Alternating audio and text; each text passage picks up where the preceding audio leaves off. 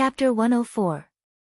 Because they had to take care of Song Tao Tao, the carriage traveled slowly, taking more time than when they came. By the time they reached the Liangzhou garrison, it was already evening. Shen Han and his group were already waiting on the horse path outside the garrison. When the carriage stopped and Shen Han saw Xiao Zhu alight, he let out a sigh of relief. On this trip to Liangzhou city, they did not receive any letters about what Xiao Zhu was doing there. Over the past few days, they had been worried that the situation would change. Now it seemed that the matter had been resolved smoothly. Shen Han was about to speak when he heard Liang Ping say, Why is there a girl here? Girl? A 15 or 16-year-old girl in a pink dress jumped down from the carriage in front. She was delicate and cute, with a face as beautiful as the moon. Looking at He Yan, who was yawning weakly, Shen Han was shocked. The governor had gone to Liangzhou and brought back a girl. Was he trying to draw a line between himself and He Yan? But doing this in front of He Yan was too heartless. As he was thinking, he heard the happy voice of a young man behind him, Uncle, big brother, you're finally back. The one who jumped over like a rabbit was Qing Li Su. Beside him was the beautiful female Dr. Shen Muxue, dressed in white. Qing Li Su came over and said to Shen Han with dissatisfaction, Shen Jiaodou, why didn't you tell me that uncle was back?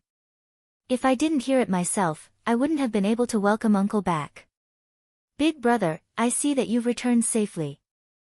This trip should have been very smooth. That guy Yuan Baozhen left, right? I knew you could do it, huh? His originally happy expression shattered when he saw Song Tao Tao. His tone instantly became ear-piercing. He jumped up and pointed at Song Tao Tao, asking, Second Miss Song, why is she here? What's with that expression? Song Tao Tao frowned. We met Miss Song in Liangzhou city.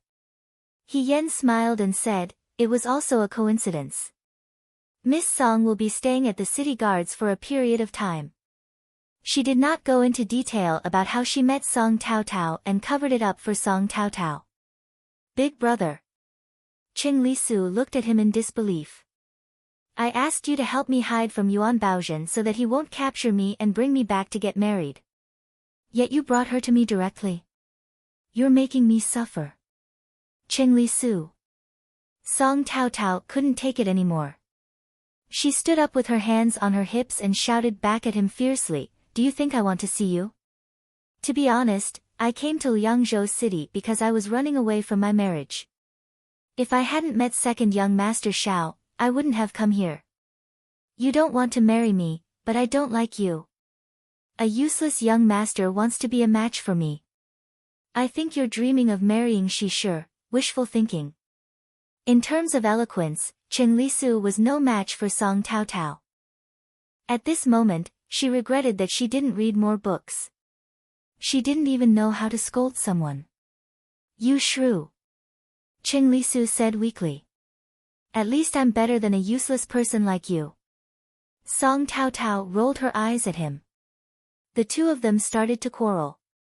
Liang Ping had no choice but to mediate. Young Master Cheng, the governor and the others have been on the road for half a day. They must be tired. Let them go back and rest for a while. We'll talk again after they eat, okay? Since someone was giving him a way out, Qing Li Su naturally had to accept it. She said, I won't argue with you. My heart aches for my uncle and big brother. Finally, the situation before them was alleviated for the time being. Shen Muxue, who had been silent all this time, walked up to Xiao Zhu and said, Second young master, in the secret letter that was sent back, it said that someone was injured. These people all looked normal. Xiao Zhu glanced at He Yan. He Yan said, It's me. Shen Muxue asked. Do you feel any discomfort?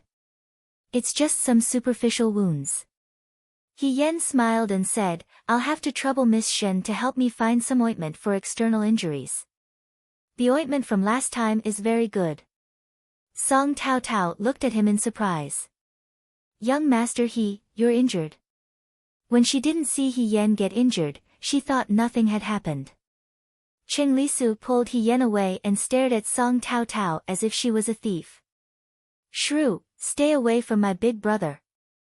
The two of them started to quarrel again. He Yan was speechless.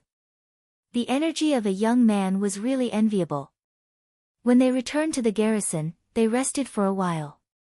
By the time they finished eating, the sky was already dark. Shen Han said to Xiao Ju, I've cleaned the governor's room every day.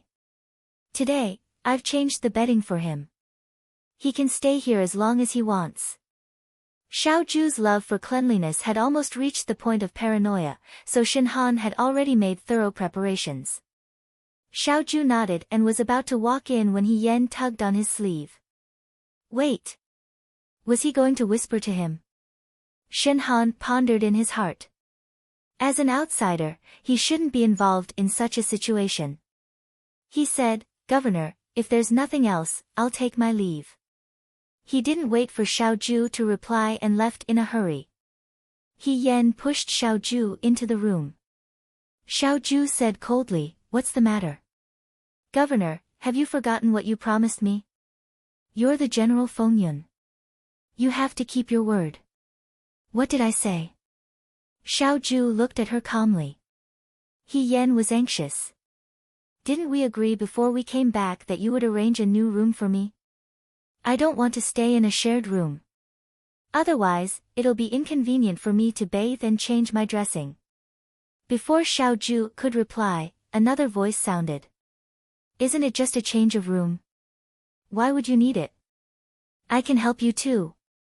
The two of them turned around and saw Qing Lisu running over.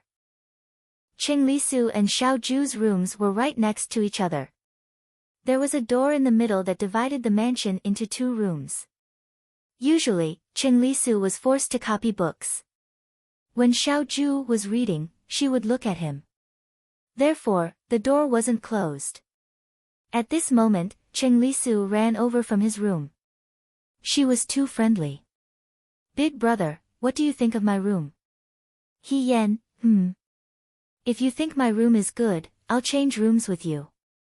Young Master Qing couldn't wait. We'll move out tonight. I'll go pack my luggage now. Big brother, what do you think? He Yan was a little confused. Xiao Ju frowned and looked at her nephew who was used to being different from other people. She asked, What the hell are you doing? Uncle, Qing Lisu said with a sad face. Who told you to bring that shrew back? I just asked Liang Jiaodo. Song Tao Tao is temporarily living with Dr. Shen. She's just a few steps away from us. If I live here, won't I have to see her every day? I feel dizzy whenever I see her. It's better if I don't. Since Big Brother also wants to change rooms, I'll change rooms with Big Brother. When Song Tao Tao leaves, we'll change rooms back. He Yan, okay. Xiao Ju, no. Qing Lisu's dislike of Song Tao Tao exceeded his respect for his uncle. He pretended not to hear Xiao Ju's words and happily went back to pack his things. Xiao Ju said angrily, Come back here. She reached out to drag him back, but He Yan blocked her. Qing Lisu took the opportunity to run away. With a bang, he closed the door. Xiao Ju, Qing Lisu. Be careful not to scare the child if you're so fierce. He Yan looked at him with a smile.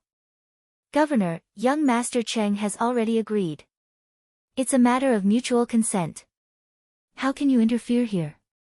His words made it sound like Xiao Ju was an unreasonable person who wanted to break up an affectionate couple. Xiao Ju sneered. What right do you have? Because I am only one red mole away from being the woman you love deeply. He Yan looked at him with a smile. The room suddenly fell silent. Xiao Ju looked away in disdain. Lady He, do you really want to stay in the Liang Province Guards? I've never lied about this. He Yan stopped smiling and said seriously, Not only that, I really want to join the Nine Flags Battalion. Don't push your luck. I always stop when I'm ahead. He Yan said, Commander-in-Chief, I just need a chance to prove myself. I need to prove that I'm not a bad person and that I'm worthy of being your confidant. Xiao Zhu sneered. You're talking big. You won't even give me a chance. Aren't you being arbitrary? You? Xiao Zhu sized her up and said calmly, how long can you last in the Liang province guards? Longer than you think. You're a woman. I won't be discovered. I won't cover for you. Hearing this, He Yan smiled. That's what you want to say, right? Second young master Xiao was noble, aloof, and unreasonable. It was impossible for him to cover up the truth for her just because of her words. However, He Yan's skills were outstanding. Xiao Zhu hesitated if he really wanted to give up. After all, in Xiao Zhu's opinion, it didn't matter whether one was a man or a woman. What mattered was whether one was capable enough, outstanding enough, and worth staying. If you can't do it, you'll leave. His answer was as heartless as ever. It's a deal, He Yan said. I'll stay here with my own ability. Whether I enter the 9 Flags Battalion or perform meritorious deeds, I promise I won't let you worry. Xiao Zhu stared at her. After a while, he raised his eyebrows and asked, you really want to enter the 9 Flags Battalion? Of course. Okay. Second young master Xiao smiled. I'll give you a month to recover. After a month, your daily martial training will be the same as the 9 Flags Battalions.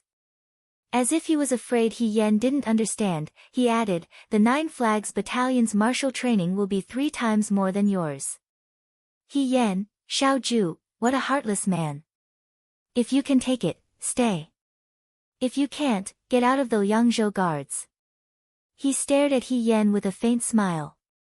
His clear eyes were deep and there was a hint of mockery in them. Lady He, how long can you take it? He Yan replied to him with a gritted teeth smile. Commander, there's still a long way to go. Just wait and see. Finally, the house was settled. He Yan also had to go back to the shared bunk room to pack up his things and meet up with his brothers. When she arrived at the bunk room, before she could enter, Xiao Mai, who was leaning against the door far away, noticed her and shouted, Gu, you're back. Whoa, her shout attracted the attention of everyone inside. Instantly, everyone poked their heads out of the room. The bolder ones squeezed to He Yan's side and asked, He Yan, you came back with Military Governor Xiao. How was it? Did you gain anything from your trip? Was it fun in Liangzhou City? Where did you guys go? Go. Don't crowd around here. Hong Shan chased them away and let He Yan into the room. You came back just in time. Everyone's here. I was just wondering why they weren't here yet. You seem to have lost some weight. You didn't lose anything, right? No. He Yan said as he stepped into the room. He found that it was quite lively. Wang Ba, Jiang Jiao, and Huang Xiong were all there. Jiang Jiao said, we heard that Military Governor Xiao came back. We thought you would arrive soon, so we waited for you here. He Yan sat down on the couch and sighed. It's good to be back. The Sun family's bed was soft and fluffy, but when he thought about the many girls buried in the courtyard, he felt that it was particularly eerie and terrifying. Although the bedboard was hard and the blankets were thin, his heart was bright and he could sleep soundly. Did your relationship with Military Governor Xiao improve? Huang Xiong asked. Previously, because the Vanguard Battalion had selected Huang Xiong, He Yan resented Xiao Zhu. This time, when he went to Liangzhou City with Xiao Zhu, Hong Shan and the others were afraid that He Yan wouldn't be able to hold back and fight with Xiao Zhu midway. It's okay, He Yan said vaguely. Wang Ba sneered and said gloatingly, he doesn't look like much. If he's really good, why did he come back empty-handed? Why didn't he give him anything? As they were talking, Qing Lisu, who was dragging 3 large suitcases, arrived. She stood at the door and asked He Yan, Gu, can I come in? Come in. As soon as Qing Lisu entered, she was shocked by the room full of people. She said, it's so lively. Won't it be noisy when you sleep at night? Xiao Mai's eyes widened. What's the meaning of this? He Yan smiled and said slowly, I made a great contribution on this trip to Liangzhou. The governor appreciates me very much and has decided to let me and young Master Cheng exchange rooms. Young Master Cheng will live here and I will live next to the governor as a reward. Everyone was stunned. Is this kid telling the truth? Wang Ba asked Cheng Lisu. It's true. Cheng Lisu cupped her hands respectfully to the others. In the future, please take care of me. The room was like boiling water. Instantly, it became lively. Everyone asked He Yan at the same time. What contribution did you make? What did you do? Just changing rooms? Didn't you give any other rewards? Didn't you enter the vanguard battalion? He Yan, are you going to be promoted? If you get promoted, can you lead the brothers? He Yan was surrounded like a general who had won a battle. On the other side, Shen Han had just learned about Xiao Zhu's journey to Liangzhou. Sun Xiangfu has been in Liangzhou for 8 years. The people have no way to make a living. Shen Han sighed. You reap what you sow, he deserves this outcome. He had been in Liangzhou for a few years and had heard of the misdeeds of Sun Xiangfu and his son. However, he was not an imperial censor, nor did he have Xiao Zhu's remarkable abilities. He could only swallow his anger. Today, Xiao Zhu had uprooted Sun Xiangfu and his son, and caused Yuan Baozhen to suffer without being able to say anything. It was truly gratifying. Governor, on this trip to Liangzhou, have you investigated He Yan's background? Shen Han hesitated for a moment, but still asked. He did not understand the current relationship between He Yan and Xiao Zhu. If it was good, then Xiao Zhu was clearly guarding against He Yan. If it was not good, then he had just received orders from Cheng Lisu that He Yan would live in Cheng Lisu's room in the future. Didn't that mean he would live next to Xiao Zhu? If they were not close, how could they have reached this stage? Could it be that they had rekindled their old feelings? But looking at Xiao Zhu's appearance, it did not seem like it. Shen Han had been a bachelor for many years, so he did not know anything about love. But he had heard of the saying that love was hard to break. Perhaps this was the case. You can say that, Xiao Zhu said. Speaking of which, He Yan's family situation written in the military registry was not false. He did have a father who was a guard at the city gate. He had a brother who was about the same age, but the young girl was a girl. It was hard to believe. Is he one of us? Shen Han asked carefully. For the time being, there is no harm in treating him as one of us. Xiao Zhu lowered her eyes. But there is no need to tell me everything. Shen Han had a rough idea of what was going on, so he said, I understand. I have something for you to do, he said. He Yan answered his brother's questions with difficulty. By the time he returned to his room, it was already night time. Xiao Zhu did not like noise, so the place where she lived was rather quiet. When He Yan went in, he was still not used to it. He had suddenly changed from a bunk room with more than 10 people to a room that belonged to him. It made him feel as if he was dreaming. Cheng Lisu, a young master who was so particular, did not forget to light the incense in the room for him before he left.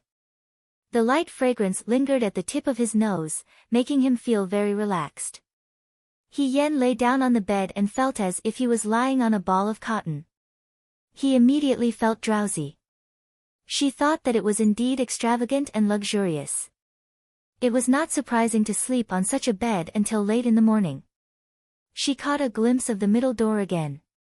The middle door was covered by a bead curtain. When the curtain was lifted, the door was revealed. Behind the door was Xiao Zhu's room. Xiao Zhu was probably there to supervise Cheng Lisu's daily homework, but the door was currently closed.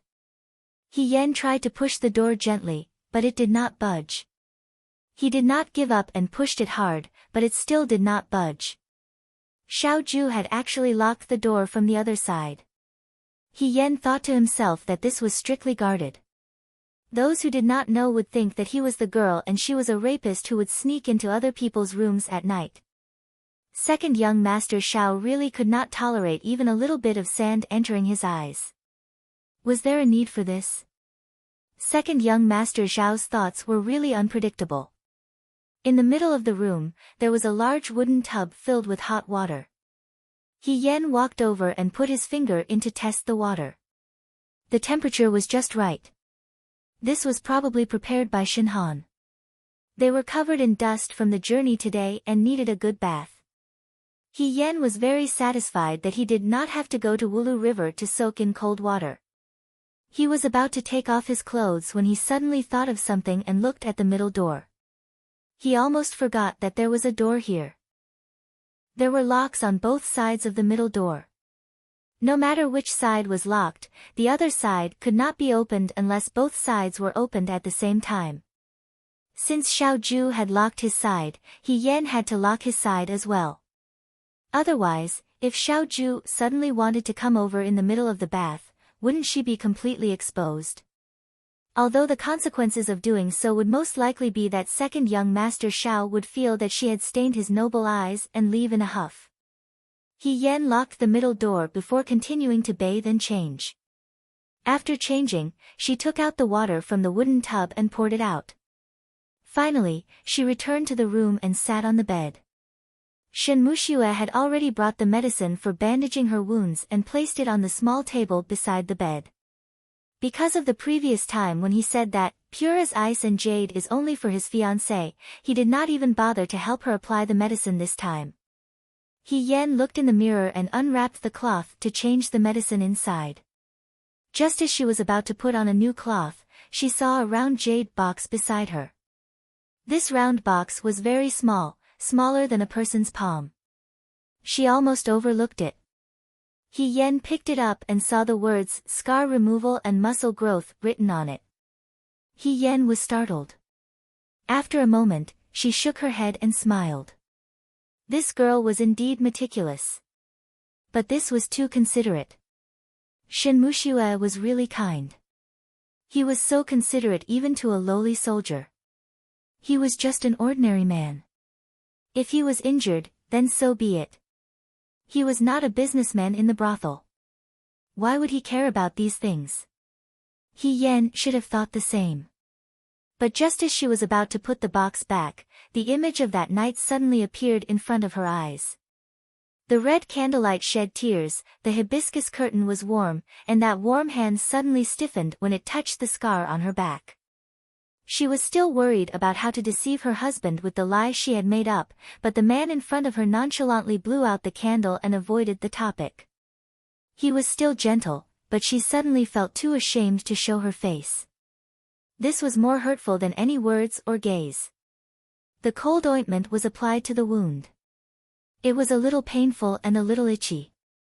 She asked herself in her heart, "Do you really not care?" It was not like that. She cared a lot. Even if she could do it all over again, she would not be able to let it go. He Yen rewrapped the cloth and put the jade box under her pillow. She turned off the light and lay down on the bed. This room was quiet and warm. There was no thunderous snoring from her brothers.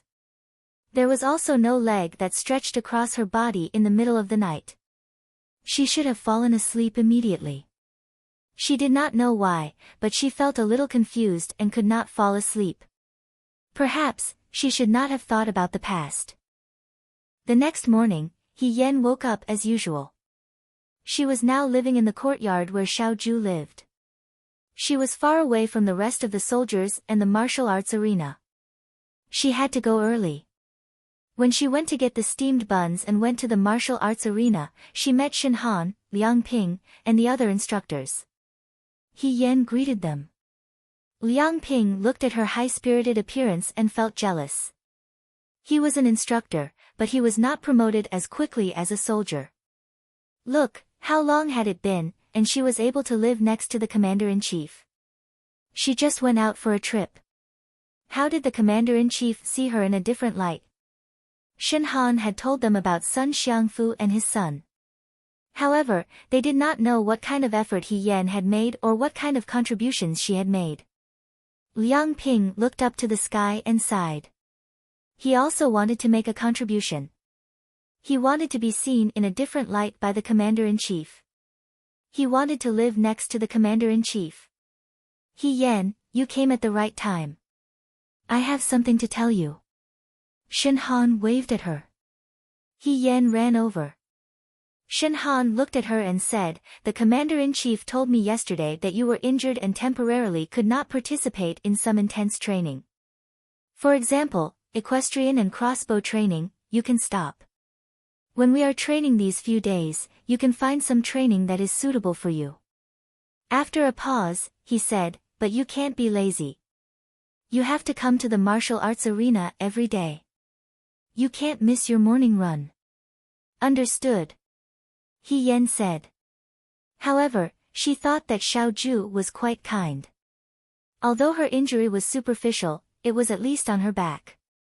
If she continued to train like before, it would be difficult for her to recover. She was like this in her previous life. Before her old injury healed, she had to lead troops everywhere. Her injury was slow to heal, and her whole body was covered with stubborn old injuries. Although she later became a woman and was no longer as exposed to the wind and sun as before, her injury would still hurt faintly during the rainy season or the cold winter. It was difficult to heal. She could not endure it, but it would be best if she could not force herself to do so. She thanked Shen Han and went to the martial arts arena. Today, they were practicing saber techniques. He Yan had previously sparred with Huang Xiong on the martial arts arena. Everyone knew that her saber techniques were outstanding. She had a good temperament. Whenever someone asked, she would answer patiently with a smile. She was much more amiable than the black-faced instructor. Therefore, whenever the soldiers had any problems, they would always discuss it with her. He Yan was being tugged by a soldier to teach him how to use a knife. Suddenly, a crisp voice called out to him, "Big brother He." She turned around and saw that it was Song Tao Tao.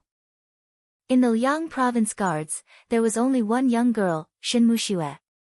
She was regarded as a fairy by the Liang province guards and no one dared to blaspheme her. Now, there was another one. She looked a bit younger than Shin Muxue. Although she was not as elegant and refined as Shin Muxue, she was more lovable and cute. She was like a small flower that bloomed in spring. Even her branches carried fragrant fragrances. Her hair was tied up in 2 buns. She lifted her skirt and ran to He Yan's side. She ignored the fiery gazes of the surrounding soldiers and only looked at He Yan.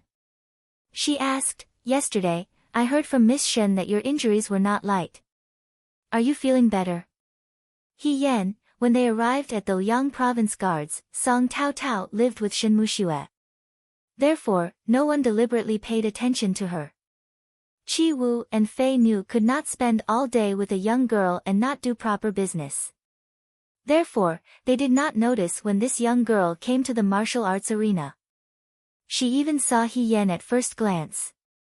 He Yan smiled and said, "Thank you for your concern, Miss Song. It's just a small injury." "How can this be considered a small injury?" Song Tao Tao tugged on his sleeve. "I'll bring you to Miss Shen to take a look." Needless to say, He Yan could also feel the mischievous expressions of the people around him. Liang Ping's face was about to turn green. What kind of public tugging and pulling was this? Liang Ping had lived for almost 30 years and was still single. Who was He Yan doing this for? However, he could not afford to offend second Miss Song. He could only glare angrily at He Yan and signal He Yan to quickly send Song Tao Tao away. He Yan was about to speak when he heard an angry shout, "Second Miss Song, what are you doing here?" He Yan felt a headache when he heard this voice. Cheng Lisu was like a cat that smelled blood. She followed Song Tao Tao and came over. When she saw Song Tao Tao tugging on He Yan's sleeve, she was so angry that she immediately separated the two of them. She said angrily, "Don't come near my big brother He. My big brother He already has a fiancé." Song Taotao first looked at He Yan in surprise. Then, she looked at Qing Lisu, who was looking at her proudly. After thinking for a moment, she sneered, "So what if I'm your fiancé? You can break off the engagement. I'm still your fiancé. What's the point?" Qing Lisu looked like she was struck by lightning. She took a few steps back. The people around them were also dumbfounded. He Yan and Qing Lisu were sworn brothers. Song Taotao was Qing Lisu's fiancé. He Yan also had a marriage contract. However, Song Taotao treated He Yan differently. This was a shocking story with many twists and turns. If there was a hole at this moment, He Yan would crawl into it without looking back. She weakly defended herself. "I'm not. I didn't." Chapter 105. Because of Song Taotao and Qing Lisu's appearance, the training field became a mess. He Yan had a headache. Under Liang Ping's gaze, he tried his best to persuade Song Taotao and Qing Lisu to leave. Although they left, she was left alone to face everyone's different gazes. Hong Shan touched He Yan's arm and asked in a low voice, "Is that young Master Cheng's fiancé?" He Yan nodded. Hong Shan looked at her with a complicated and admiring gaze. I underestimated you. He Yan. Don't think too much." However, it was clear that Hong Shan was not the only one who thought this way. When the training ended, all of the soldiers immediately gathered around her, all of them asking her what her relationship with Song Taotao was. There was even someone who said sourly, "Then let's congratulate young Master He in advance. It looks like before long, our Liang province guards will be able to produce a son-in-law for Sir Song. May I ask when young Master He is going to treat us to wedding candy?" "He Yan, don't talk nonsense. How can you slander a girl's reputation with just your words?" "So what?" that person said carelessly. "I think second Miss Song is very satisfied with you." Jiang Jiao passed by from the other side and glanced at He Yan. His gaze was as sharp as a knife, as if he wanted to carve out a piece of flesh from her body. He snorted and left in a huff. He Yan was stunned and asked subconsciously, "What's wrong with Brother Jiang? I didn't provoke him, did I?" Jiang Jiao had always been arrogant, but he had a good temperament. Although he was older than He Yan, he was very humble every time he asked He Yan for advice on spear techniques. It was rare for him to give He Yan such a look. Wang Ba said disdainfully, "You cuckolded your brother. Who are you insulting? How can little Jiang give you such an attitude? Be more careful." He Yan, that was true. Jiang Jiao's fiancé had eloped with another man and died for love. He hated it the most in his life. When he looked at Qing Lisu, he thought of himself. He Yan was that bastard who stole another man's wife. "Who did I cheat on?" He Yan suddenly reacted. "I didn't." Before she could finish, someone called her name from the other side. "He Yan." "Xiao He." "Coach is calling me," He Yan said. "I'll leave first." The one called He Yan was one of the 3 instructors who had competed with He Yan in equestrian archery, the old man called Ma Damei. The old man waved at her kindly. "Xiao He, I heard that you were injured when you went to Liangzhou City with the governor." "It's just a minor injury," He Yan said with a smile. "You can't force yourself. You're still young. It won't be good if you get sick," Ma Damei said warmly. "Go and eat first. After you're done, come here and find me." He Yan asked, "Coach, what's the matter?" "Of course it's something good." Ma Damei was still very mysterious. "You'll know when the time comes." He Yan couldn't figure out what was going on, so he went to eat first. The soldier in charge of the meal had received Shin Han's order and knew that He Yan was injured, so he gave him an extra steamed bun. He Yan ate it on the spot. Then, he followed Ma Damei's instructions and went to the training field. The weather was getting colder. It was late autumn, so the sky darkened early. When He Yan arrived at the training field, he saw more than 10 people standing there. They were all the instructors of the Yangzhou city guards. Ma Damei waved at her. Hey! Xiaohe, over here. He Yan walked forward. Du Mao and Liang Ping were also there. Liang Ping looked at him and asked in surprise, "Why did you ask him to come?" "I heard from the chief instructor that Xiaohe is injured. It's good to bring him along." "Liang Ping, don't be so stingy." Ma Damei leaned closer to Liang Ping and whispered, "I think the chief instructor takes good care of this kid. Maybe he'll be promoted faster than you and me. There's no harm in getting on his good side in the future." Liang Ping looked at the old man's shrewd sneaky smile and said angrily, "What kind of person do you think I am? I don't know how to get on his good side." "You don't, but I do." Ma Damei didn't want to bother with him. She walked past Liang Ping and put her arm around He Yan's shoulder. She smiled and said, "Young man, let's go." "Go?" He Yan asked curiously, "Where are we going? Why are there so many instructors here? Even though it's night training, there aren't many people. Are they planning to drink behind Xiao Zhu's back?" When He Yan was in the Fuyue army, the deputy chief instructor under him also often drank behind his back. However, He Yan was a little flattered that they were bringing a small soldier like him. "Don't ask." Ma Damei smiled mysteriously again. "You'll know when we get there." He Yan was confused, but he didn't want to refuse their kindness. He guessed that they were either going to play a game or drink, so he didn't refuse. If she was on good terms with these instructors, she might have more bargaining chips when Xiao Zhu considered whether she could enter the Nine Flags Battalion in the future. "Okay." She immediately agreed with a smile. This group of people did not ride horses, they walked up Mount Baiyue. This road was different from the one they had taken during the flag battle, it was a small path.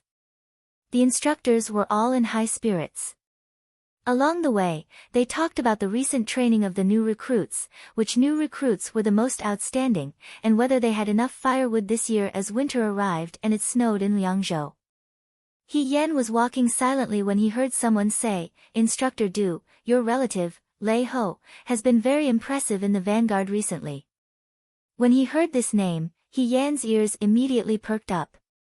After the battle for the flag that day, Xiao Zhu selected Lei Ho to enter the vanguard. Other than that, there were also the other outstanding recruits from Mount Baiyue. Adding the people from the Yangzhou guards, there were a total of 1,000 people. Even though He Yan was dissatisfied, he quickly followed Xiao Zhu to Yangzhou city. When he came back, he found out that the training of the vanguard had already started for a while. However, what made her feel strange was that the training of the new recruits in the vanguard was the same as what she knew. It was still a surprise attack. It wasn't the 3 times the amount of training that Xiao Zhu had mentioned. He Yan had a guess. Maybe the recruits that Xiao Zhu chose to enter the Nine Flags Battalion and the recruits that entered the vanguard were 2 different things. But she couldn't directly ask Xiao Zhu about this matter. Therefore, she continued to pay attention to the movements on the other side. "You flatter me." Du Mao was a bit proud when he heard that his relative was praised. "When I saw him that year, this kid had just learned how to walk. He hugged my saber and wouldn't let go. Now that he's this big, he's a bit like me when I was young." "Ha! Do you have any shame?" Liang Ping looked askance at him. "As if we didn't see what you were like when you were young." "Ai, you're wrong." Another instructor said. "Now that Lei Ho has entered the vanguard and is so outstanding, his future is limitless. I think that in the future it won't be difficult for him to earn merits. Even though our old Du can't do it, but his nephew can. He's not bad. Go to your mother." Du Mao laughed. Probably because He Yan's gaze towards the other side was too obvious, Ma Damei who was walking beside her noticed it. She thought that He Yan was angry that she didn't enter the vanguard and said, "Young man, the road ahead is long. Even though you didn't enter the vanguard, you may not be worse than Lei Ho in the future. Look further, don't be constrained by what's in front of you." He Yan turned her head.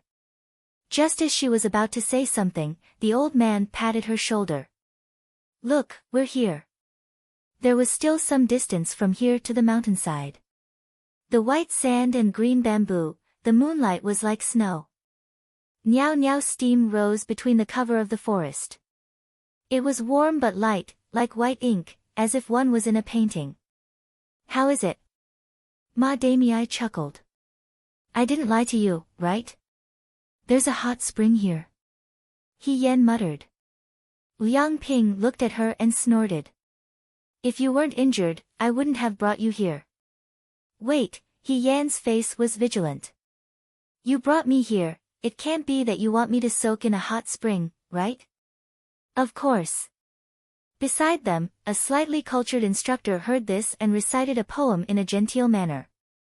Once the lovesick wish is fulfilled, money calls the water sentimental, steaming before the bath day, steaming heat waves arise. My whole body feels limp, dispelling illness is miraculous, I don't admire the birds of the heavenly lake, I'm willing to be a person in a hot spring. Warm water cures illness, this is good stuff. That's right, Ma Damei said. Since you're injured, soak in the hot spring, it'll be good for you. He Yan awkwardly took a step back. No. I didn't bring clean clothes, forget it. It's okay, I brought an extra one. You can wear it, Du Mao said. It's been washed, it's not dirty. I'm afraid of water. He Yan continued to take a step back. The pool only reaches your chest when you stand up. We're just watching, what's there to be afraid of? Liang Ping was impatient. I. He Yan racked her brains to come up with a reasonable excuse. Suddenly, the back of her head bumped into someone. She turned around and saw that it was Xiao Ju. The young man was wearing a dark green brocade robe with cloud embroidery. His moonlight hair was as black as ink and was held up by a jade hairpin. He was elegant and handsome. He raised his eyebrows and looked at her. He was born with an outstanding appearance. Standing in the secluded scenery, his clothes were like clear snow. Autumn moon dust could not be offended. He Yan said, Commander-in-Chief. Commander-in-Chief. Du Mao and the others shouted. Commander-in-Chief is also here to soak in the hot spring. He Yan was shocked. Xiao Ju was actually soaking in the hot spring with these instructors. The scene was hard to imagine. Xiao Ju pulled her to the side and reached out to pat the spot she had touched. She looked very disgusted. He Yan heard Ma Damei explain, there are 2 hot springs here. They're not far from each other. The smaller one is usually used by the Commander-in-Chief. The bigger one is for us to soak in. Has the Commander-in-Chief finished soaking in the hot spring? Du Mao asked. Xiao Ju nodded. That's right. Then I'll go soak in the hot spring. He Yan said hurriedly. As soon as she finished speaking, she saw the instructors looking at her in unison. I mean, since the Commander-in-Chief has already soaked in the hot spring, that hot spring is smaller. I'll soak in it myself. Anyway, it's a waste to do nothing, Liang Ping, Xiao Ju said calmly. Yes. Liang Ping scolded. He Yan, is the Commander-in-Chief's hot spring something you can touch? Hurry up and come over. Why aren't you afraid of the water now? Aren't you afraid that you'll drown in there and no one will find out? This was back to the original topic. He Yan turned his back to the instructors and turned to Xiao Ju. He whispered anxiously, tell me. Xiao Ju crossed her arms in front of her chest and looked calmly at the anxious Xiao Ju. She said slowly, I said that I won't help you cover it up. Then I didn't know that they would bring me to the hot spring. He Yan was furious. If this continues, I'll have to fight with them to get out of here. Oh, Xiao Ju nodded with interest. Then you can have a good fight. He turned to leave. He Yan gritted her teeth and said, aren't you afraid that I'll tell them about the red mole on your waist? In the end, she felt that her words were powerless. Xiao Ju was not really threatened by her words. Sure enough, this person only laughed. Do as you wish. Xiao Ju. The young man's eyebrows were handsome and his eyes were like ripples in the autumn water. He seemed to be smiling coldly, but the words he said were not gentle at all. Instead, they were cold and mocking. Liar, he said. If you're discovered, what will you do? After saying this, he no longer paid any attention to He Yan and turned around to leave. Xiao. Before He Yan could finish, someone grabbed her arm. It was Liang Ping, who could not stand it anymore. He said angrily, "Why are you dawdling? Don't push your luck. It's good enough that I brought you to the hot spring. There are tens of thousands of new soldiers in the city guard station, and you still want to go to the governor's place? You're too bold." He Yan struggled and laughed. "I don't want to soak in the hot spring at all." Another hand grabbed his shoulder and said to the others, "This guy looks handsome. Why is he so unkempt? Just a little bit of water is enough to kill him." Ma Damii looked at her with a smile. "Young man, you haven't soaked in a hot spring before, right? Don't be afraid. Once you soak in it, you'll know the benefits." He Yan thought that this could not go on. It seemed that the only way was to fight with them and escape. After that, she could just make up an excuse to get away. Just as she was about to make a move, someone suddenly jumped behind her and kicked her. This kick was not very heavy, but because He Yan was being pulled by Liang Ping and Du Mao, her body was unbalanced. As a result, she was kicked into the hot spring. Plop! The people on the shore and in the water immediately burst into laughter. "Hey!" The culprit who kicked him stood by the water and laughed happily. "Little brother, I helped you. You don't have to thank me." He Yan popped her head out of the water and shook the water droplets off her forehead. She cursed in her heart. "Who wants to thank you?" When the rest of the people saw He Yan enter the water, they took off their clothes and entered the water. They were really magnanimous. He Yan was so shocked that she immediately turned her head. All she saw was white flesh. The spring water in the mountain was warm and light. It wrapped around her body and was very comfortable. However, He Yan was not in the mood to enjoy it. First of all, she was afraid of water now. Even though the spring water was not deep, her heart was still flustered. Second of all, it was easy to get in, but difficult to get out. Although the spring water was steaming and her body was submerged in the water, her identity as a woman would not be discovered for the time being. However, once she came out of the water, her clothes would stick to her body. As long as one was not blind, they would be able to see her. Moreover, this group of men was having fun playing in the water. Who knew if they would be kind later and make the situation even more difficult to deal with? The more one was afraid of something, the more likely it would happen. She stayed away from the crowd and soaked alone. She was noticed by everyone at a glance. The instructor who kicked her said, "Hey, why didn't you take off your clothes? Since you came down, don't you feel uncomfortable soaking in your clothes?" "No need." He Yan forced a smile and said, "I like to soak in my clothes." This hobby was a little unusual for ordinary people. The other instructors looked at each other. Someone stared at him and laughed. "Is this guy shy?" His words stirred up 1,000 waves. This time, the other instructors spoke openly. "No way. I don't think he's the type to be shy normally. I think it's possible. This guy is as delicate and pretty as a girl. Maybe he's like that in private too." "That won't do. How can a man of the Liang province guard be so shy?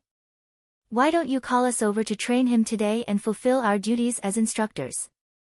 After saying that, several people swam towards He Yan. He Yan was shocked. "What do you want to do?" "Of course we're going to train new recruits." Du Mao laughed. "If we have to go to war in the future, won't you ruin our plans by being so unsociable? Was it necessary to go on the water like this?" He Yan turned around and swam. It would have been better if she did not swim. Once she swam, the other instructors seemed to find it interesting. One by one, the other instructors came over. In an instant, Hien felt as if he had become the ball in the Kuja game. Everyone fought to be first and blocked him from all directions. In an instant, the hot spring became lively. If they were in a different place and situation, this scene could be considered harmonious. The usually serious instructors were laughing and joking. It was obvious that they treated her as one of their own and made fun of her. However, in this situation, Hien could not bring himself to laugh. As she dodged their movements, she cursed in her heart. What kind of people were these? Was there something wrong with the instructors of the Liang Province Guard? In this situation, the only way to completely avoid them was to knock them all out. It would be fine if they were on the shore, but it was really difficult underwater. Moreover, there were so many of them that she had nowhere to hide. She swam with all her might, unaware that one of the instructors had grown up near the water and was familiar with the water. He had already dived into the water and quietly swam in front of her. Hien was only paying attention to what was behind her. How could she see what was in front of her?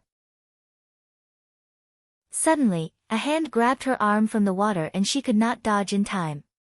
That instructor acted as if he had snatched the ball in the Kuja game. He even called out to his friends and shouted, "I caught her. Come quickly. Come quickly. Come quickly for what?" Hien was shocked. However, she could not use her strength underwater and was unable to break free. She watched as Du Mao and the others swam closer and closer, looking as if they were going to take off her clothes. She could not help but break out in a cold sweat.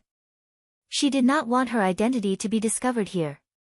At this critical moment, the hand that was holding her arms suddenly loosened, and the head instructor cried out, "Ouch!" Something that looked like a stone flew past the surface of the water and quickly sank to the bottom.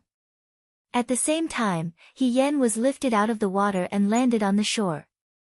A cloak wrapped tightly around her neck. Everything happened too quickly. No one had time to react. After standing still, Hien turned her head to look and said in surprise, "Commander-in-Chief." It was actually Xiao Ju who had returned. He grabbed Hien out of the water and wrapped Hien into a cocoon. Other than Hien, no one knew why. The instructors looked at him in confusion and looked at each other. "What are you doing?" At this time, another person's voice sounded. Shen Han walked out from the depths of the forest with clothes in his hands. He did not expect to see this scene. Looking at Hien's wet hair standing beside Xiao Ju, the other instructors hiding in the water were dumbstruck. A bad premonition flashed through their hearts. Liang Ping said, "We are soaking in the hot spring." Shen Han was frightened. "Hien, you also?" "Hien." "Yes." Shen Han was shocked. Although men and men were different from men and women, Shen Han knew that people were possessive. He didn't even want to show his saber to other people because he didn't want them to think about it. This Hien. His relationship with Xiao Ju was unclear, but it had been seen by someone, and someone else at that. How could Xiao Ju be happy about it? Something big happened. The instructors all gathered in a circle. They knew that Xiao Ju was a cold person, so they didn't dare to stand up naked. They all only stuck their heads above the water and stared at He Ju and Yan Liqiang. They wanted to ask something but didn't dare to. Their faces were filled with confusion. They were like a group of ducks waiting to be fed. Hien thought of this and could not help but laugh out loud. Xiao Ju glanced at him and raised her eyebrows. "You can still laugh." Hien immediately stopped talking. The instructors did not dare to speak. The situation was very awkward. As the chief instructor, Shen Han could not stand there and not speak. After hesitating for a long time, he asked, "Commander-in-Chief, are you going to take Hien back?" "Ask her." "Ah," Hien quickly said, "I'm good with the hot spring. It's enough. I want to go back." "I'll go back with you, Commander-in-Chief. Oh, that's good, that's good. Shin Han did not know what to say. When he saw that He Yan's cloak was actually Xiao Ju's, he panicked and did not know where to look. He looked down at his shoes and said, Commander-in-Chief, you and He Yan should go back and rest early. It's cold at night on the mountain. Although he did not understand why Shin Han suddenly became so frightened, He Yan was still very grateful for the way out. He smiled and said, if that's the case, we won't stay any longer. After saying this, he turned around and wanted to leave. After taking 2 steps, he saw that Xiao Ju did not move. He was stunned. Before he could say anything, he heard Xiao Ju speak. He said, don't take her to the hot spring in the future. Shin Han's heart thumped. His mind was full of thoughts. It's over, it's over, it's over. At this time, there was still someone who did not know what was good for him. The instructor who had dived into the water and was good at swimming had a wet head. He gathered his courage and asked, why? Isn't he injured? Isn't it better to soak in the hot spring? He Yan said in his heart, brother, I really have to thank you. You don't know, Xiao Ju faced the crowd. He stood tall and graceful and curved his lips elegantly. His eyes were full of mockery. This recruit, before he entered the camp, he was already checked. He spat out 4 words from his thin lips. Every word made He Yan dizzy and dizzy. He has a hidden disease. He has a hidden disease. The man who asked the question did not notice and choked on a mouthful of water. He coughed violently.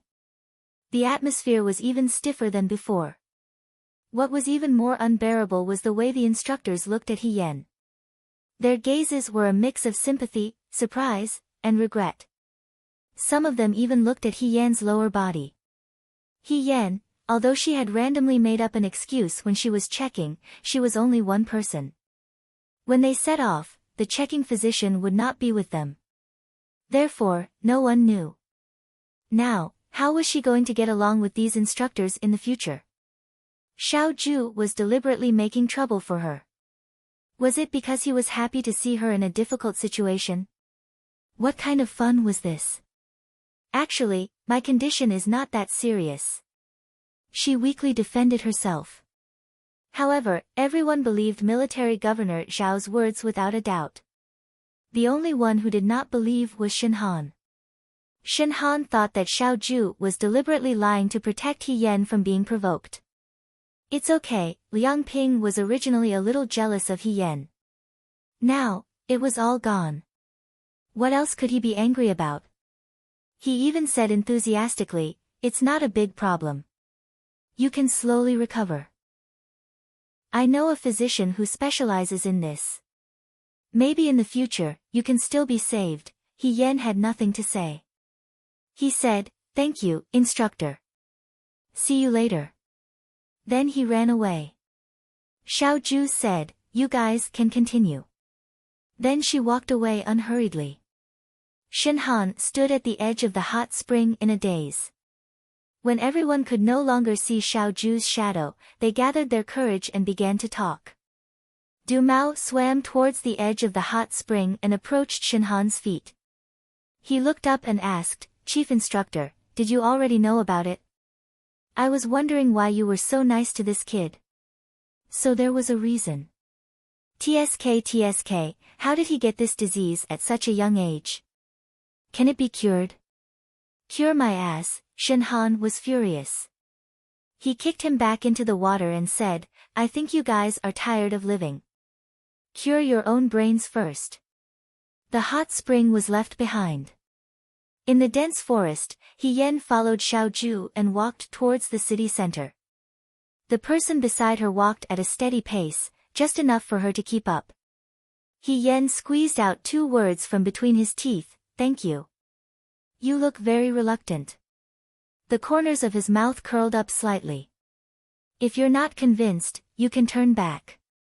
The cloak she was wearing belonged to Xiao Ju. Moreover, if Xiao Ju had not helped her, who knows what would have happened. Thinking of this, her complaints dissipated a little. She said, "Don't say that." "I sincerely thank you, Chief." Xiaoju snorted, flattery. This person really couldn't listen to bad words, but he also couldn't listen to good words. He Yen paused and waved her fist at his back. Liar, he was speechless for a moment. "Don't you know that there are shadows under the moon?" He Yen paused and subconsciously looked down. Under the moonlight, her baring fangs and brandishing claws fell behind Xiaoju's shadow. It was like a funny shadow play. "I just saw a mosquito, so I helped you get rid of it." She lied without changing her expression. "You don't have to thank me." When Xiaoju heard this, he laughed and continued to walk forward. The night was long and rogue. His back was leisurely and lazy, like a floating spring dream. He Yen saw that he was in a good mood and said, "I just don't understand. Since you had already decided to help me, why did you wait until the last moment to help?" If Xiaoju had helped her when she first arrived at the hot spring, he would not have had to turn back and waste the cloak, and she would not have fallen into the water and become a drowned rat. "I'm teaching you a lesson." "What?" Xiaoju paused. "Ma Damei asked you to go with her, so you went with her.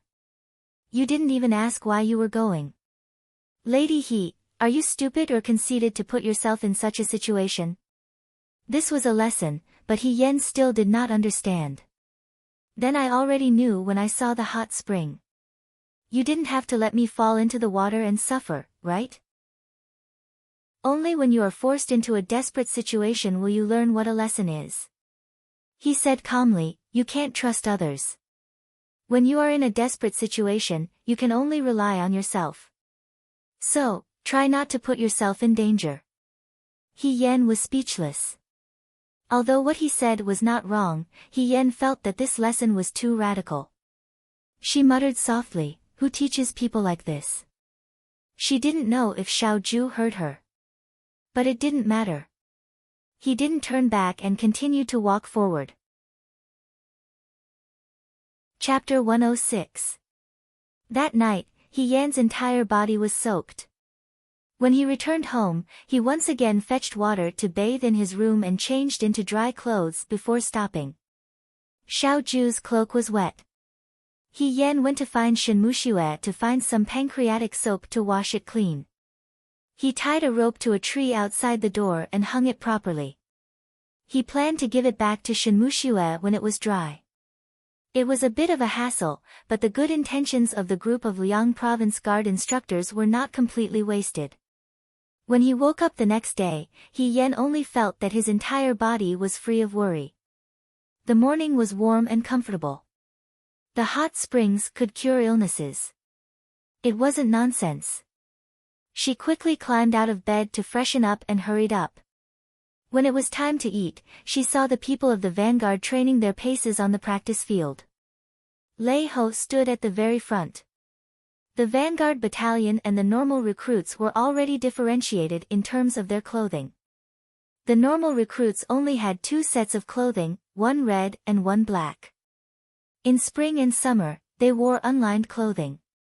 In autumn and winter, there was a thin layer of cotton sewn between the layers. Other than the belt, the clothing didn't have any other adornments. The cut wasn't very fitting.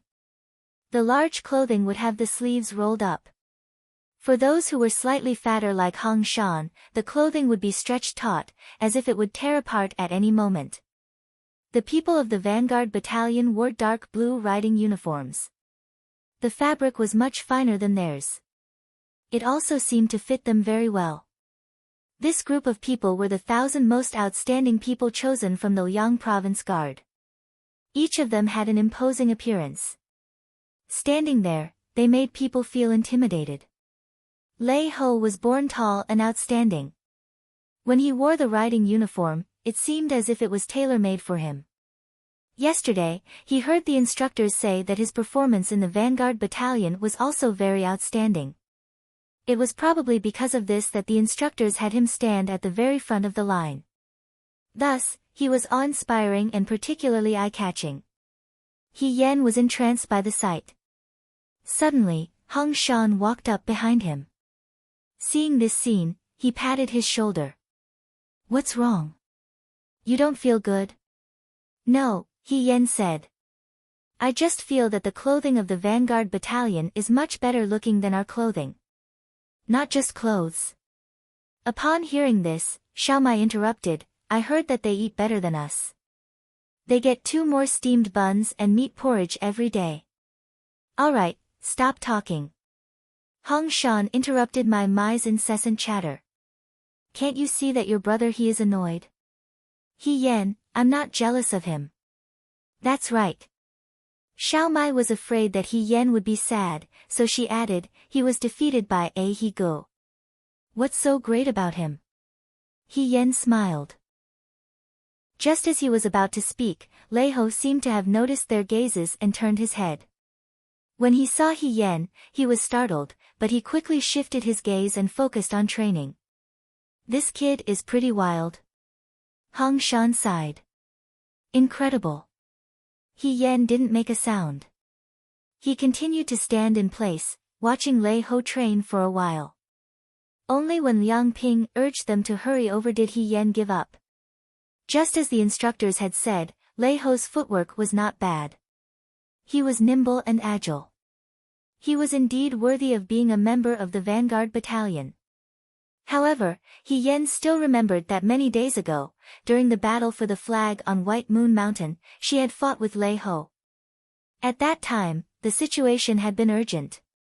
She had felt a trace of unnaturalness, but she couldn't think too much about it. Afterwards, she had thrown the matter to the back of her mind. Seeing Lei Ho today, it had brought back the memories of that day's fight. But she still couldn't think of a conclusion. What was unnatural about it? Liang Ping urged her fiercely. He Yen got up and went to the weapons rack to get her spear. She thought to herself, forget it. In any case, we're both in the Liang Province Guard. If it really doesn't work out, I'll find another opportunity to fight with Lei Ho in a few days. However, before He Yen could fight with Lei Ho, she received news that Xiao Ju was leaving.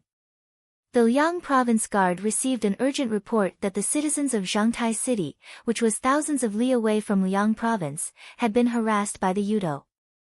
As soon as the Yudo arrived, they would steal money and food, and bully men and women. The Zhangtai County magistrate was miserable beyond words. He could only ask Xiao Ju for help. He asked Xiao Ju to lead the troops to expel these Yudo. The Yudo country had bowed its head to the Dewei long before the previous emperor had been on the throne, paying tribute every year. However, ever since the current emperor ascended the throne, the Yudo had been restless. After the southern barbarian and western Chang rebellions had been quelled, the Yudo had also been quiet for a period of time. However, for some reason, they had become more aggressive and dared to directly harass the citizens at the border. The emperor was magnanimous and turned a blind eye to the Yudo's actions. In addition, there was Prime Minister Su's faction in the court that supported peace, so the other generals did not dare to take on this hot potato. It was probably because of this that the Zhangtai County magistrate sought help from Xiao Ju in Liang Province. Commander-in-Chief, when are we leaving? The military instructors were all standing in Xiao Ju's room. He Yen was sitting at the spot where Cheng Lisu usually wrote. The door was not closed, so they did not avoid He Yen from talking about this matter. However, there was nothing to hide. It would take a month to travel to and from Zhangtai. If Xiao Ju was not there, it would be noticed. Tomorrow. So early? Liang Ping was surprised. But the army has not had time to tell the vanguard. No need, Xiao Ju said. I don't plan on bringing them.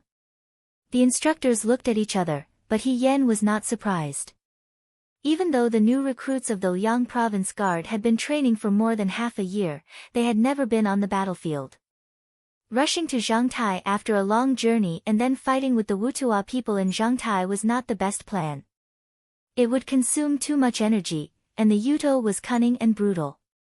The new soldiers might not be a match for them. After thinking about it, Xiao Ju's Nanfu soldiers were the most suitable. If Xiao Zhu brought the new soldiers to Liang province, the Nanfu soldiers should be stationed somewhere else. With the military power in his hands, it was perfectly justifiable for him to lead the soldiers there. If he received good news, the emperor would be happy and reward him with something. She could also follow him and become an immortal. Thinking about this, he nodded secretly. He felt that Xiao Zhu's decision was very good. He also told the military instructors what they needed to pay attention to in the coming days. When it was late at night, they all left. Xiao Zhu stood up from the table and walked to the door. He reached out to lock the door. Unexpectedly, someone blocked him from behind.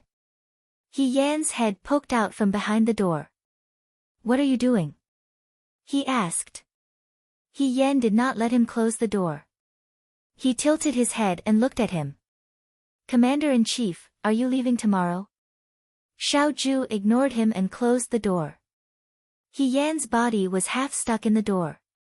He could not close it, so he simply ignored it and walked into the room. He Yan easily crossed the door and entered his room. He followed behind him and asked politely, "Commander-in-Chief, have you thought about bringing me with you to Zhangtai?" "You?" Xiao Zhu sneered. "Why would I bring you? Do you think there are not enough people holding us back?"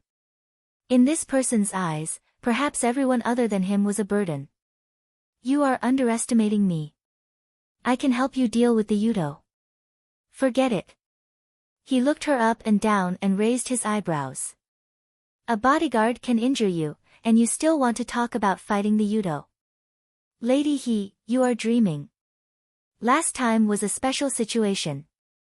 Ding Yi is not an ordinary person." He Yan defended himself, but he knew that Xiao Zhu was right. Her injuries had not healed yet. These days, she was very careful even when she was training. She was afraid that it would affect her injuries. If she followed him to Zhangtai, she might cause trouble on the battlefield. Moreover, she couldn't use her expertise in arranging troops. In a troop, it was enough to have one main general. "Okay," He Yan said with some regret. Suddenly, he thought of something and looked at Xiao Zhu. "Commander-in-Chief, it will take a month to go to Zhangtai and back. Plus, you will fight the Yudo. I am afraid that when you come back, it will be late winter. My wounds have mostly healed, so what else can I do for the next few days? Even if it is 3 times daily training, you won't deny it if I do it when you are not here, right? Or..."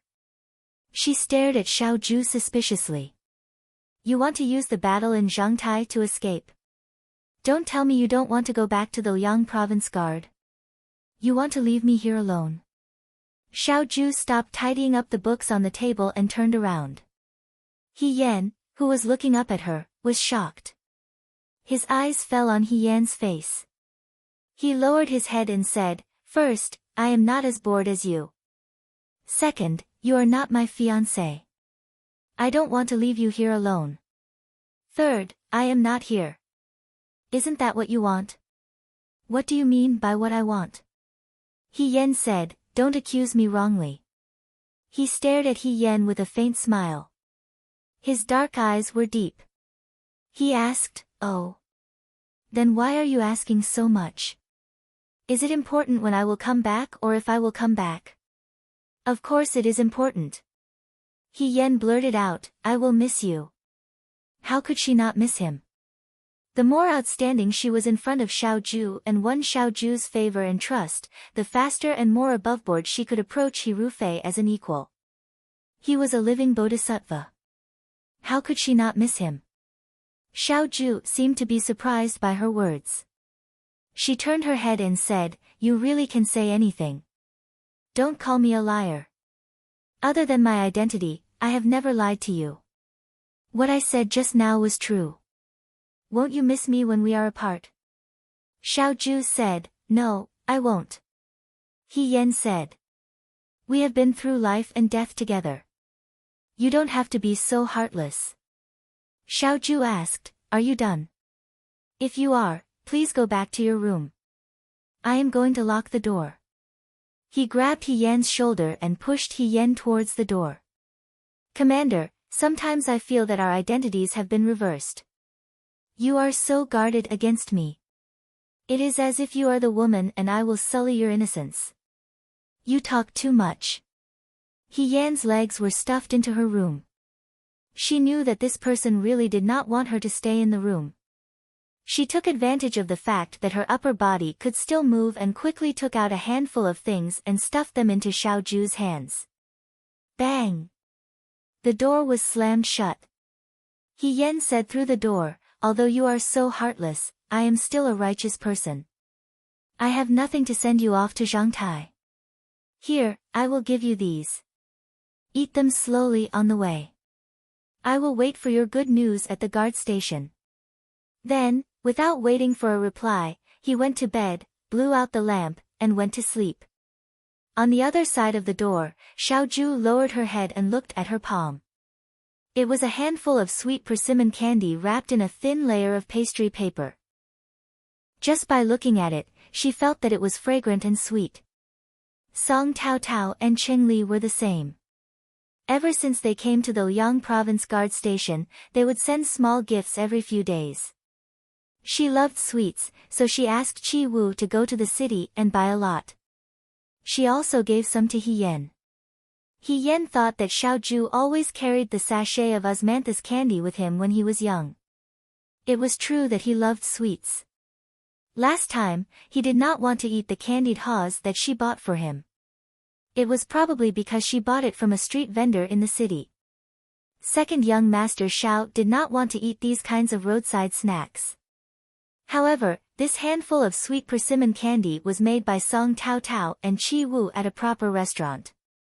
This should be able to please Xiaoju. He could not possibly refuse to eat this. That would be too picky.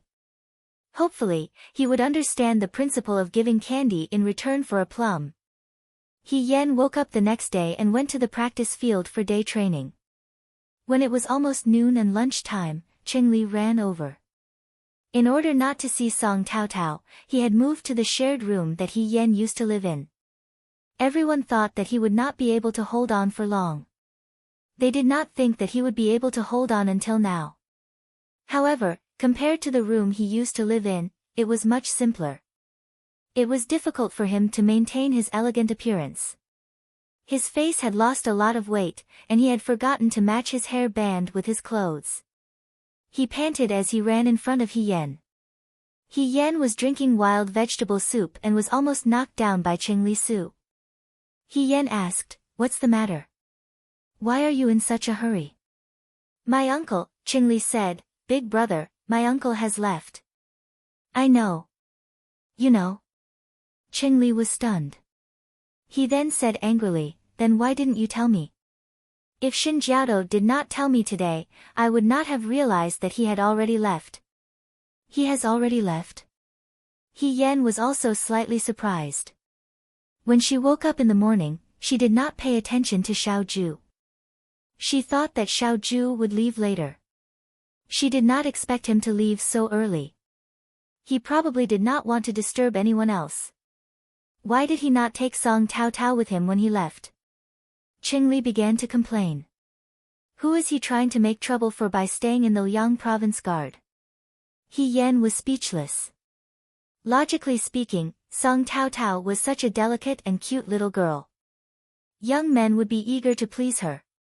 Cheng Li actually avoided her like a snake or scorpion. What kind of taste did this child have? She asked, "What did Song Tao Tao do to you?" "I think she is also sensible and well-behaved." "Big brother, please forgive me," Cheng Li said bitterly. "When I first found out about this marriage, I wanted to sneak a peek. Who knew that I would run into her? I don't know how she guessed my identity. She scolded me at the door." "Scolded you for what? What else could it be? You are not good at literature or martial arts. You are a good-for-nothing with no future." "That is fine. Everyone in Shua City knows that I am incompetent. If it was just that, I would not be so angry. However, she later said that it is fine to marry me, but I must study hard at home and pass the imperial examinations. In the future, when I enter an official's career, I must strive to reach the top. If it is really difficult to study, I can also take the path of the military examination. In the end, I must be a hard-working person. How can there be such a vicious woman in this world?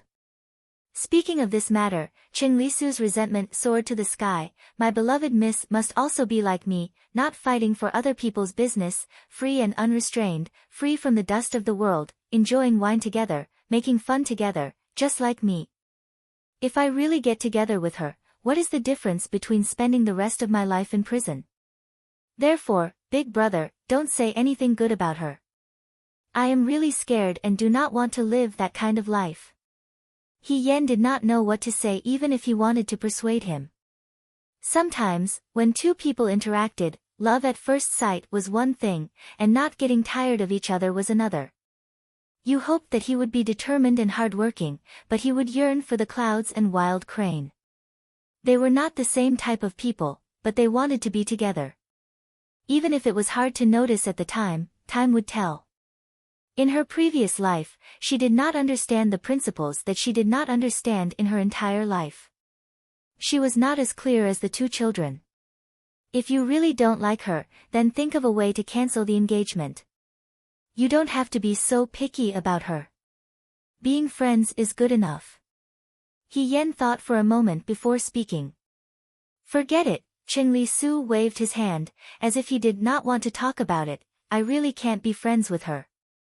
Our views are different. He Yan changed the topic and asked Qing Lisu if he wanted to move to Xiao Ju's room since Xiao Ju had left.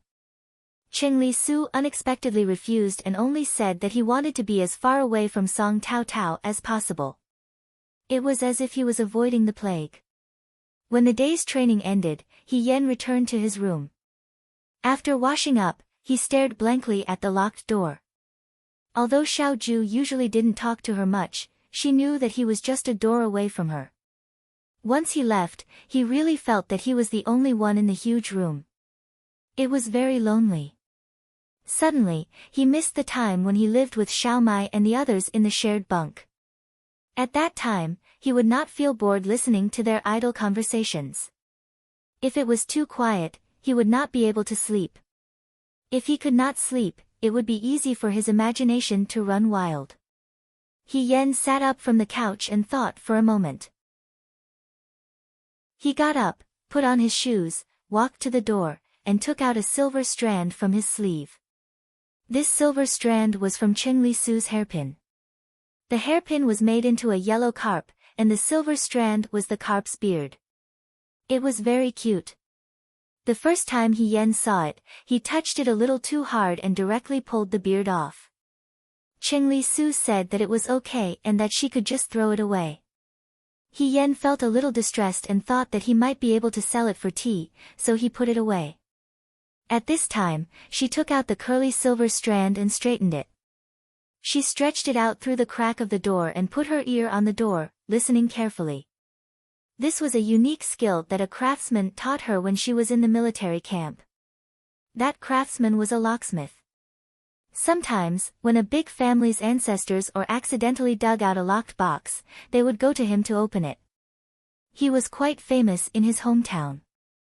Later, when the city captured strong men and conscripted them, the locksmith hid his children and grandchildren and did it himself. He Yan still remembered that the locksmith was a little old. When he smiled, he was missing an incisor, which was a little funny. He Yan and his grandson were about the same age, so He Yan hit it off with him. He even taught He Yan a few lock-picking moves. The locksmith had already died in the Battle of Mo County, but He Yan still remembered the lock-picking skills. That locksmith knew how to open the sh-shaped locks used by officials and nobles, and the G-shaped locks used for weddings and celebrations. However, he only taught He Yan the E-shaped locks used by commoners. He probably thought that one day, if he could return to his hometown and go back to his old profession, he could still make a living with his skills. He couldn't teach his disciple and starve his master. Who knew that in the end, he didn't succeed? He Yan tried to open the lock with a fluke. Fortunately, the door in Xiao Ju and Qing Lisu's room was exactly the E-shaped door. However, in a moment, there was a "kacha" sound and the door on the other side was opened. He Yen gently pushed and the door opened. The moonlight fell on the desk in front of the window. The window wasn't closed, so the shadows of the trees outside swayed slightly and fell on the ground like water plants in a pond. He Yen tiptoed in and stood still after entering. She didn't know why she did such a thing and was annoyed for a moment. If someone was hiding in the dark, they would probably think that she was a thief. She wasn't here to steal anything and it wasn't her first time in Xiao Ju's room. She opened the door because she couldn't sleep and was bored to death. However, since she was already here, it would be a pity to leave now. He Yen looked around and saw that Xiao Ju's drinking sword wasn't hanging on the wall. There were 2 or 3 books scattered on the table. He Yen leaned over to take a look and saw that they were all military books. He didn't take his guqin and hid it to the side. Under the moonlight, it glowed like a rare treasure. Xiao Ju's room wasn't very luxurious. In fact, compared to Qing Li Su's complex room, it was a bit too simple, so much so that it felt a bit bleak. However, He Yen remembered that second young master Xiao used to be very particular when he was at Xian Changguan. The room that he lived in was even more luxurious than Shi Bao's room. The floor was covered with a blanket and it didn't feel cold at all in the winter. He seemed to be afraid of the cold. When the weather turned cold, he would always wear brocade clothes and a fox fur coat. However, this room was cold and not as warm as it used to be. What did he go through all these years to become the commander-in-chief of the right army? He Yen thought about it and unknowingly walked to the table. Her fingers touched something and she looked down. She saw that beside the pen holder, there was a handful of colorful granules. She picked them up and looked at them under the moonlight. They were the persimmon gummies that she had stuffed into Xiao Ju's hands yesterday. The gummies had been outside for a long time and were not as soft as before. The sweet smell also seemed to have faded a lot. He Yen counted them. Not a single one was missing. He didn't touch them and just left them here. He didn't try 1 or 2 and didn't bring them to Zhang Tai. Why was that? Even if it was because he thought that the candied gummies were too crude or because of second young master Zhao's pride, it was fine if he didn't want them. These gummies were made by a pastry chef in a restaurant in the city. Although they weren't delicacies, they were definitely not crude. She had stuffed them into Xiao Ju's hands and closed the door last night. No one saw whether Xiao Ju had taken them or not and what his reaction was. However, if he really liked sweets, he wouldn't have left them here. She could almost see him casually throwing the gummies on the table and not even looking at her. Was he afraid that she had poisoned them? Or had Xiao Ju's taste changed over the years? There was no answer to this question. He Yen pondered. Suddenly, she felt something sweep across her face, bringing with it a slight coolness and moisture. It was furry. She looked up and saw salt-like things fluttering down from the outside, flying with the wind to the front of the table. It was late at night and the sound of bamboo breaking could be heard. She took 2 steps forward. Through the window, she could see the towering Mount Baiyue in the distance. The moonlight was cold and distant, falling on the wilderness and dancing with the snow in front of her eyes. "It's snowing," she said quietly in her heart. It turned out that the winter snow of the Liang province guards had arrived so early. Chapter 107. It was winter and the weather was very cold. Winter in Liangzhou was colder than the capital. During the day, it was still okay as they could warm their bodies during training. However, at night, it was extremely cold. The amount of firewood in the basin was far from enough. The number of soldiers who went to Wulu River to bathe also decreased. They all went to boil water to bathe themselves. He Yen was the same. In the blink of an eye, Xiao Ju had been gone for more than half a month. She estimated that Xiao Ju should have reached Zhangtai by now. However, the instructors did not talk about this on a daily basis. He Yen also did not know the situation in Zhangtai. She still trained with the new soldiers every day.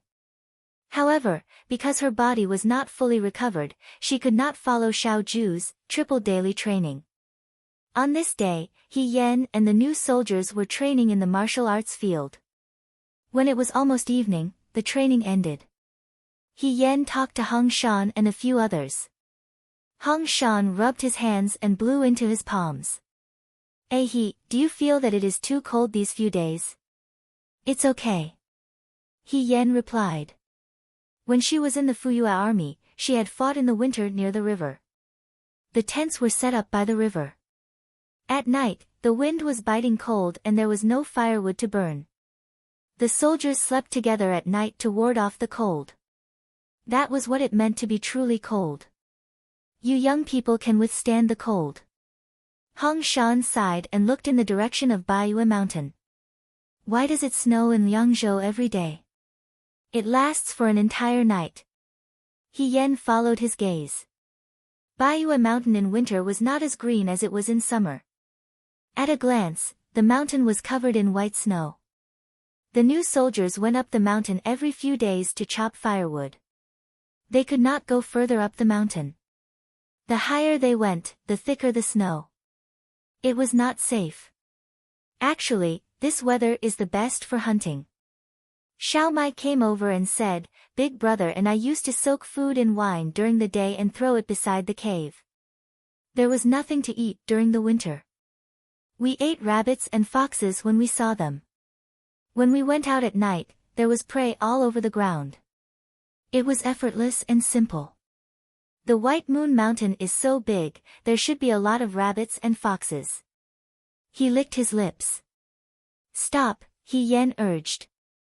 I think you'd better give up on this idea. The terrain on the mountain is complicated, and the snow is thick. Don't become a rabbit before the rabbit is hunted. He Gu really looks down on us, Xiao Mai muttered. As they were talking, they saw a group of new recruits coming down from the end of the horse path that led from the martial arts practice field to Mount Baiyue. Walking in the middle was the female doctor, Shin Mushue. She was wearing a moon-white coat and skirt, with an apricot-colored long cloak embroidered with plum blossoms draped over her shoulders. Her hair tie was also plain white. As she slowly walked out of the snow-colored sky, she looked even more beautiful and fairy-like. Hong Shan stared blankly at her and said, I can't believe there is such a woman in the world. She's so beautiful and kind-hearted. On such a cold day, a weak woman went up the mountain to gather medicine for the injured.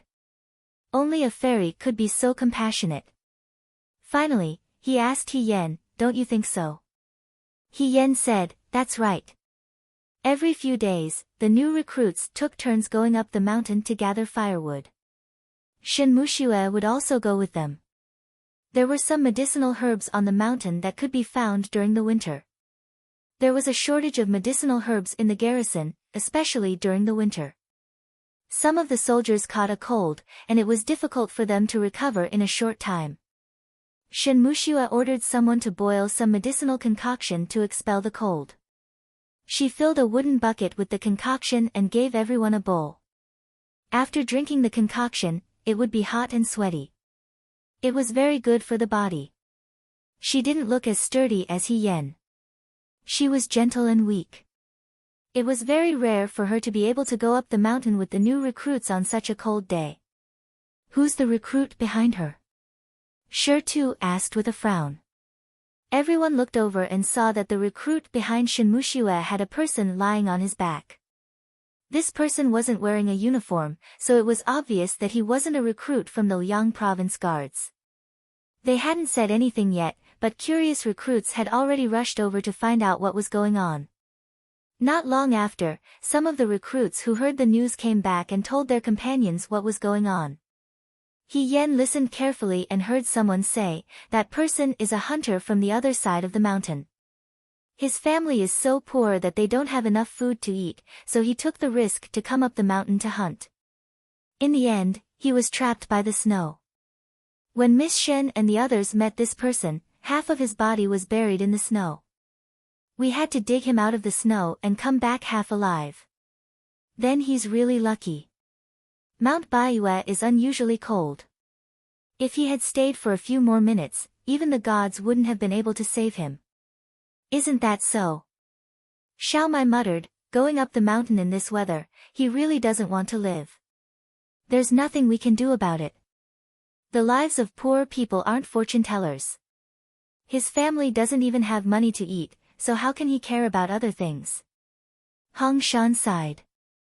After watching for a while, the crowd dispersed. However, this matter was not over. At night, Qing Lisu came back and said that she wanted to stay in Xiao Ju's room. He Yan asked curiously, didn't you refuse to move back? Qing Lisu frowned and said, today, the person that Dr. Shin saved is staying in our room, so I was kicked out. I can't let him stay in Uncle's room. When Uncle comes back, he'll beat me to death. Forget it, I'll reluctantly stay here for a few days. After he leaves, I'll move back. Brother He, can you accompany me back to get the boxes tomorrow? I can't move them alone. Of course, but I'm afraid that you won't be staying here for a few days. It'll be a long time. He Yan shook his head. Why? He Yan smiled and didn't answer. However, Qing Lisu soon knew why He Yan said that. The next day, after the day training, He Yan accompanied Qing Lisu back to get the boxes in the shared room. They just so happened to run into Shen Muxue, who was applying medicine to the hunter they saved yesterday. He Yan looked at her hands. Other than some medicine to replenish energy and medicine for frostbite, there was also some medicine for external injuries. He Yan asked, Miss Shen, is that person injured? There are wild beasts in the forest. He encountered a bear and was attacked by it. When he was trying to avoid it, he fell off the cliff and was buried in the snow. There are some external injuries. Qing Lisu asked, then his injuries are very serious. Will he have to stay in the Liang province guard for a long time? It'll be a long time before I can move back. Young Master Cheng, Shen Muxue said helplessly, even if his injuries are healed, he can't leave the Liang province guard for now. He came from the other side of the mountain.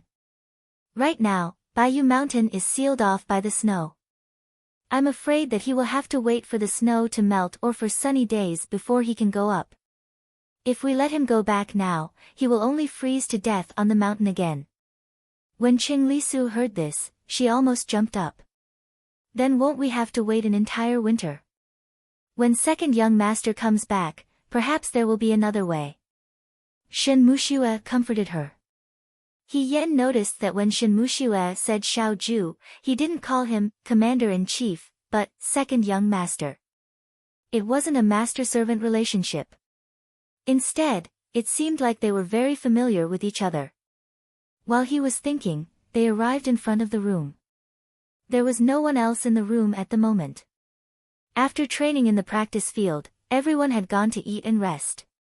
He Yan used to lie on the edge of the wall, but now there was another person lying down. He wore a thin shirt and wrapped the blanket tightly around him. He seemed to be very cold. Shen Muxue placed the medicine tray on the table and turned around to call him. Hu Yuanzhong. When the person lying on the bed heard this, the blanket moved slightly. After a moment, he supported himself on the bed with both hands and slowly sat up. He was a man about 30 years old. His skin was dark, and his lips were cracked to the point that they were peeling. He looked a little thin and weak. He lifted the blanket and looked at Shen Muxue. He said hurriedly, Dr. Shen. You should change your dressing. Shen Muxue said, sit by the bed and roll up your trousers. The man called Hu Yuanzhong looked even more nervous. He rubbed his hands and stammered, how can I trouble a female doctor? I'll do it myself. He bent down. As soon as he moved, he hissed in pain. When Shen Muxue saw this, he squatted down in front of Hu Yuanzhong and helped him roll up his trousers. Sure enough, there were scars all over his legs. They were probably caused by the rocks and branches on the mountain. It's not done yet. Shen Muxue said, I'll apply more medicine today. Hu Yuanzhong nodded blankly. Let me do it. At this moment, He Yan's voice interrupted. Before Shen Muxue could react, she reached out and took the medicine from Shen Muxue's hands. She squatted down and said, "Miss Shen, please get up first." This. Hu Yuanzhong was a little surprised. "This little brother, my name is He Yan. The bed you're sleeping on now is mine. Miss Shen is a girl after all. It's not convenient for you. I'll apply medicine for brother Hu. It shouldn't be a problem, right?" He Yan smiled and looked at Hu Yuanzhong. Hu Yuanzhong sighed in relief. Of course, I don't want to trouble Dr. Shen." He Yan, stop fooling around. Shen Muxue frowned slightly. "There's no difference between men and women in front of doctors. You don't know how to apply medicine." "I know how to apply medicine. Dr. Shen, don't be nervous. You should take a look at Cheng Lisu first. I saw that he was coughing this morning. I don't want him to catch a cold." Cheng Lisu said, "That's right, Dr. Shen. I feel that my throat is a little dry." Shen Muxue was stunned. He said, "Really?" Then he stood up and said to Cheng Lisu, "Come outside with me. I'll take a look at him first." The two of them left. Only Hu Yuanzhong and He Yan were left in the room. He Yan first helped him clean up the blood that had seeped out from his leg, then applied a thin layer of medicine on his wound. He asked, "Big brother Hu, your injury is a bit serious, does it hurt a lot?" "It's okay." Hu Yuanzhong said, "It's just some external injuries." Although he said that, he said it through gritted teeth. It looked like it was very difficult for him to speak. He Yan stopped what he was doing and used a little more force. Hu Yuanzhong cried out in pain. "Ah, I'm sorry, brother Hu." He Yan was embarrassed. "I wasn't careful." It's okay, it's okay. Dr. Shen is still the most attentive. I'm a big man and clumsy. I've hurt brother Hu. Brother Hu, please don't mind." Hu Yuanzhong forced a smile and said, "Don't say that." He Yan smiled and lowered his head to continue applying medicine. He snorted coldly in his heart. Just now, she saw clearly that although Hu Yuanzhong refused to apply the medicine himself, he cried out in pain as soon as he moved. When Shen Muxue squatted down, Hu Yuanzhong's eyes flashed with a hint of joy. Although he hid it very well, He Yan still saw it. She hated this kind of person who was lustful. Shen Muxue saved Hu Yuanzhong's life. Hu Yuanzhong had dirty thoughts about his savior. What kind of person was this? When he pulled up Hu Yuanzhong's trousers, He Yan could clearly see these so-called serious injuries. They looked messy and serious, but in fact, they were all external injuries. He Yan, a girl, could not make a sound when she suffered more serious injuries. If this person was so poor that he risked his life to go up the mountain to hunt, he would not be so delicate. When a person was so hungry that they could not afford to eat, how would they have the mind to rack their brains for dirty thoughts? With just a few words, one could see Hu Yuanzhong's character. Shen Muxue was kind and pure. He was also a doctor who treated patients, so he did not care about these tricks. He Yan, on the other hand, saw everything clearly as a bystander. He only felt uncomfortable in his heart. "Big brother Hu, what are your plans after you recover?" He Yan asked. Hu Yuanzhong scratched his head. I haven't thought about it yet. Why don't you stay in the Yangzhou Guards? Soldiers have enough to eat. You won't starve, He Yan joked. That's good too, Hu Yuanzhong said with a silly smile. He actually said that was good too. This time, He Yan was even more surprised. She was just casually teasing him, but Hu Yuanzhong actually agreed. He didn't even say anything like, "This is too embarrassing." It could be seen that, firstly, he didn't feel grateful. Secondly, he never thought about his future plans. A person who did not know what the future held should always be worrying about what to do in the future. How could he be so careless? He Yan was instantly displeased. Could it be that Hu Yuanzhong wanted to rely on the Yangzhou guards to take advantage of Shen Muxue all the time? Thinking of this, He Yan quickly applied the medicine on Hu Yuanzhong's wound. She passed a bowl of medicine to him and said, "Big brother Hu, drink the medicine first." Hu Yuanzhong reached out to take it. "Thank you." He drank the medicine rather quickly. He straightened his neck and gulped down the medicine. Then, he passed the bowl back to He Yan. He Yan reached out to take it. He saw that Hu Yuanzhong's outstretched hand was covered in red rashes from the web between his thumb and index finger to the inside of his wrist. He Yan paused. Hu Yuanzhong noticed He Yan's movements and asked, "What's wrong with brother He?" "Big brother Hu, do you want a female doctor to take a look at the rashes on your hand?" He Yan asked, "Did you get it on the mountain too?" Hu Yuanzhong was stunned. He rubbed his wrist twice and smiled. "No need. It should subside in a few days. It's not a serious illness. There's no need to trouble a female doctor." "If that's the case," He Yan nodded and smiled. "Then it's nothing." She stared at Hu Yuanzhong and didn't say anything for a while. Hu Yuanzhong also felt strangely uncomfortable. He touched his face and asked, "Brother He, is there something on my face?" "No." He Yan smiled and shook his head. "I'll take the empty bowl out first. Although Miss Shen is a doctor, she's still a girl. I have nothing to do these few days, so I'll run errands for Miss Shen. I'll take care of Big Brother Hu's wound medicine." He pretended not to see the disappointment in Hu Yuanzhong's eyes and turned to leave. When he left, Shen Muxue was telling Qing Lisu to stick out her tongue. Seeing He Yan come out, he asked suspiciously, "So fast? There weren't many wounds to begin with."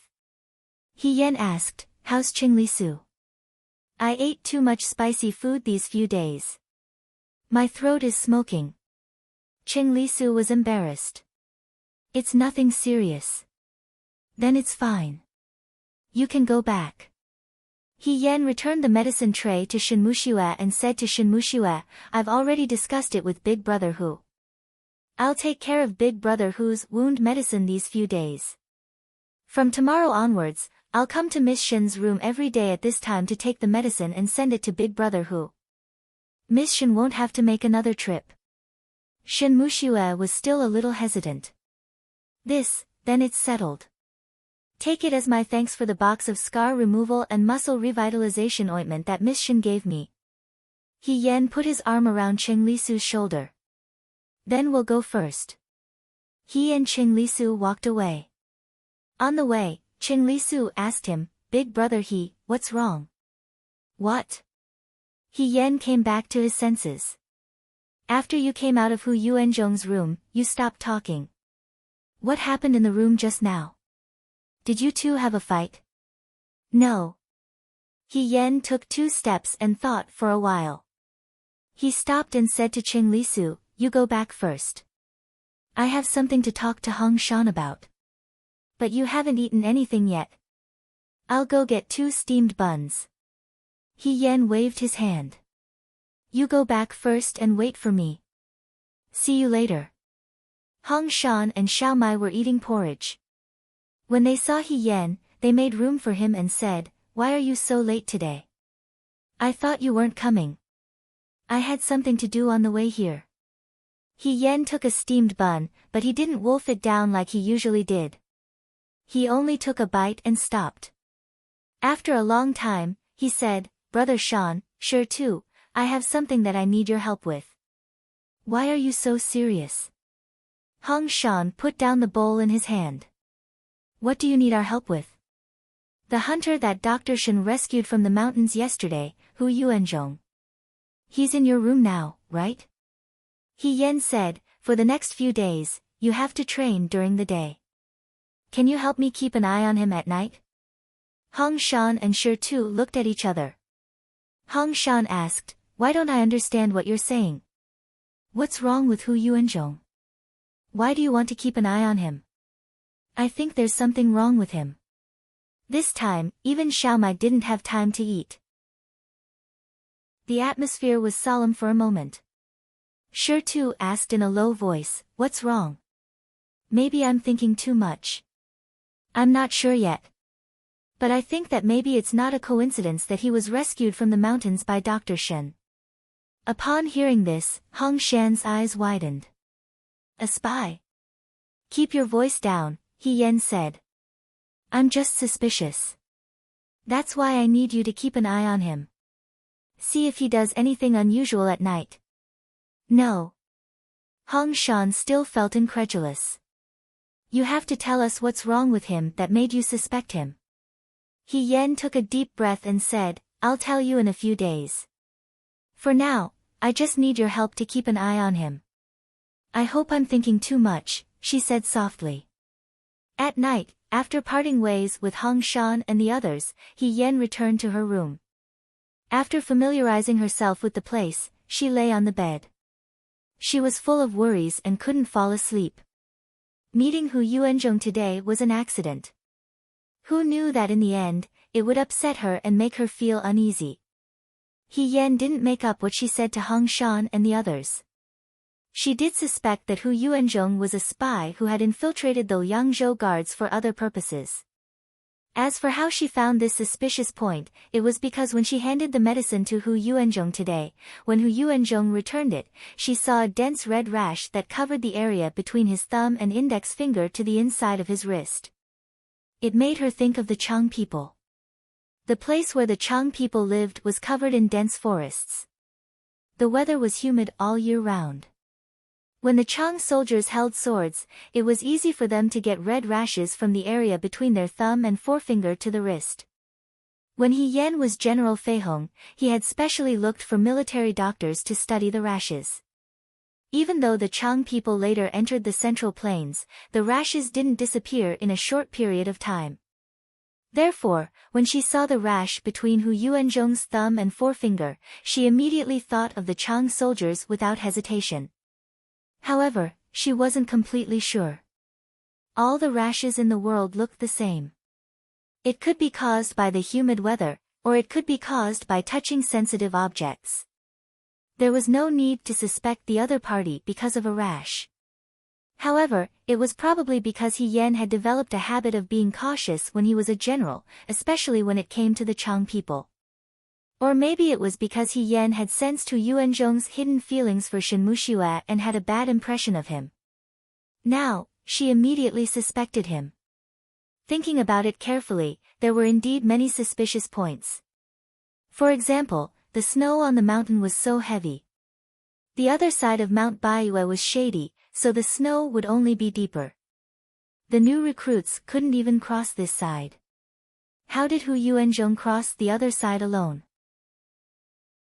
Since he said that his family was so poor that they didn't have any food to eat, why didn't he find a gentler way to do it? For example, he could help people move goods at the docks and do some manual labor. At least, he could temporarily resist the cold and hunger. One had to know that when hunting on Mount Baiyue, the best-case scenario was that he could hunt a wild beast to alleviate his urgent needs. However, there was a higher possibility that he would die on the mountain and lose both his wealth and life. Leaving behind an easier path to take, and instead taking a seemingly inconceivably difficult path, this was not facing difficulties head-on, this was stupidity. Looking at how he pretended to cry out in pain to get Shen Muxue to personally take care of him, he didn't seem like a stupid person. The more He Yen thought about it, the more suspicious she felt. Unfortunately, Xiao Zhu wasn't here, so she couldn't remind Xiao Zhu. But even if Xiao Zhu was here, she couldn't directly mention the most important point. The Chang tribe was thousands of li away from the capital. The new recruits of the Yangzhou guards couldn't have seen the Chang tribe soldiers. Even Xiao Zhu might not have fought with the Chang tribe. He Yen was born in the capital, so how could she know the secret habits of the Chang tribe? She was afraid that if she said it, the first person to be suspected would not be Hu Yuanzhong, but herself. That year, she led the soldiers to quell the rebellion of Xichang. The commander of the Chang tribe, Ridamuji, died on the battlefield, and the rest of the Chang tribe surrendered. The next few years were peaceful. The Chang tribe was very peaceful, and there were no disturbances. But that didn't mean she could truly relax.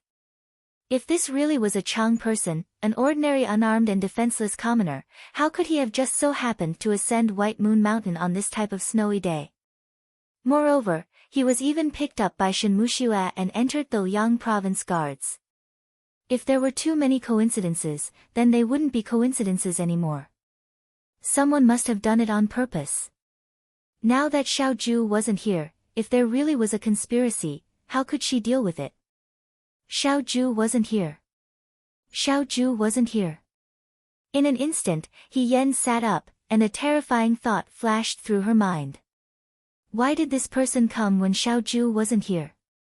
Could it be that the call for help from Zhang Tai was also fake? Attack in the east, attack in the west. She had to memorize this rule in military books every day. How could she forget? At some point, the snow stopped. He Yen looked out the window. The wind outside was calm, and the snow covered the ground. It was so quiet that even the sound of a pin dropping could be heard. But under this calm, there might be a shocking undercurrent, waiting for the right time to flood the heavens. Chapter 108. With so many things hidden in her heart, she couldn't sleep well at night. The next day, He Yen woke up before the sun rose. After the morning training, she went to talk to Hong Shan. Hong Shan said, "Yesterday, Shi Tu and I took turns guarding him for half the night, but we didn't find anything wrong." He Yen looked at Shi Tu, and Shi Tu nodded at her. "Nothing happened the whole night?" "No, he slept more deeply than we did." Hong Shan looked at He Yen suspiciously. "You're thinking too much. Hu Yuanzhong is just an ordinary hunter. I don't think there's anything wrong with what he said. His family is so poor, it's quite pitiful." He Gu, what's wrong with him? Why are you so suspicious of him?" Xiao Mai asked curiously. "What's wrong? In the end, it's just a rash between the thumb and index finger and wrist. It's not a big problem. It's just that he picked the time when Xiaoju went out, which made her feel that something was wrong. She had been on the edge of life and death on the battlefield too many times.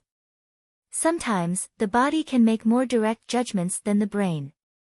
One of the old generals she followed often said, "Ordinary people's intuition may be wrong, but people like us, when it comes to danger, most of the time, it's true." She pondered for a moment and said, "Let me take a look." Hong Shan shrugged and didn't ask any more questions. In the evening, all the day training was over. He Yen went to Shenmushua's room to get some medicine, and then went to find Hu Yuanzhong. Hu Yuanzhong was alone in the room, looking down at a piece of paper. When He Yen pushed the door open, he immediately hid the paper in his arms. "Brother Hu, what are you doing in the room alone?" He Yen pretended not to see his actions and asked with a smile. "Nothing," Hu Yuanzhong sighed. "My leg hasn't recovered, so I can't get out of bed. I can only stay in the room. Sorry for the trouble." "It's no trouble at all," He Yen said with a smile. "You're so badly injured, of course you need to recuperate." She helped Hu Yuanzhong roll up his trousers and squatted down to apply medicine. Yesterday, she didn't look carefully. Today, since she came with doubts, she looked very carefully. Both of the hunter's legs were covered with scars. The biggest one was probably caused by Shi Tu. It was so deep that the bones could be seen. It was also the most serious one. "I heard from Miss Shen that big brother who encountered a bear when he went up the mountain." He Yen casually asked, "Are there still bears in this season?" The bears of the White Moon Mountain were probably hibernating during the day. It was not easy for Hu Yuanzhong to bump into one. "Yeah." Hu Yuanzhong scratched his head. "I was unlucky.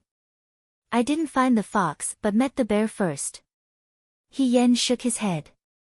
"How can you say that he's unlucky? Not everyone can escape unscathed after encountering a bear." "I heard that bears don't have good eyesight, but they are very sensitive to smells. Big brother Hu was injured and covered in blood, but the bear didn't chase after you. Big brother Hu is already very strong. Also, He Yan didn't look at Hu Yuanzhong's expression.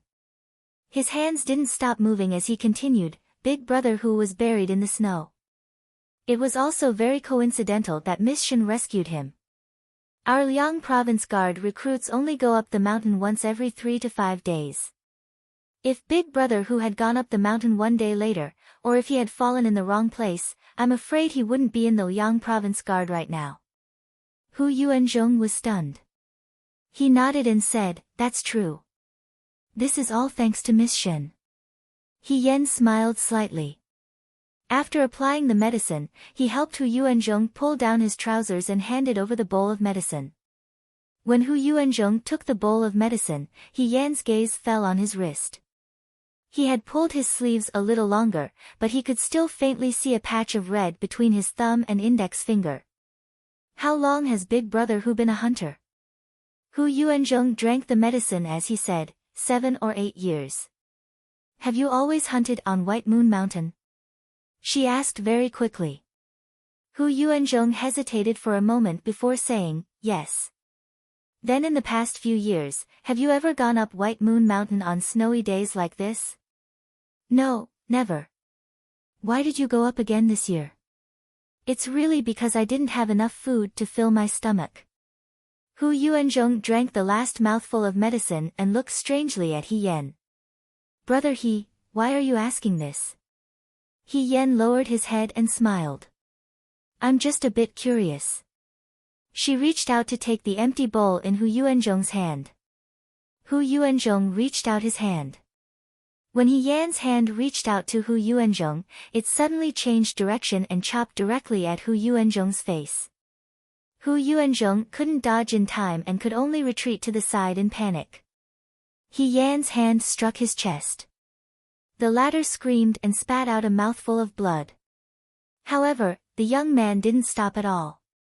He directly reached into Hu Yuanzhong's lapel and took out a piece of paper. Give it back to me, Hu Yuanzhong shouted. However, because of He Yan's slap just now, his voice was hoarse and unpleasant to the ears. Half of his body was lying on the couch and he reached out to He Yan in vain. The movement was so loud that it alarmed the people around. The surrounding recruits heard the noise and ran in. As soon as they came in, they saw Hu Yuanzhong clutching his chest and spitting out blood. He Yan stood beside the couch with a piece of paper in his hand. What happened? What happened? Hu Yuanzhong said with difficulty, he took my things. What did you take from him? The recruit asked. He Yan lowered his head and looked at the yellow paper in his hand. There was a poem written on the yellow paper, my heart is like the water of the West River, day and night flowing east without rest. The handwriting was beautiful. At first glance, it was obvious that it was written by a woman. What is this? He Yan frowned and asked him. Hu Yuanzhong stared at him. He was furious and didn't say anything. What happened? Shen Mushua's voice came from behind. She happened to be nearby. She heard the noise and came over. What she saw was such a hostile scene. He Yan. She looked at He Yan suspiciously and then looked at Hu Yuanzhong who was clutching his chest. She walked to Hu Yuanzhong's side and asked in surprise, why is your injury worse? Then she saw the blood on Hu Yuanzhong's lips. Who did this? Hu Yuanzhong stared at He Yan. Shen Mushua frowned.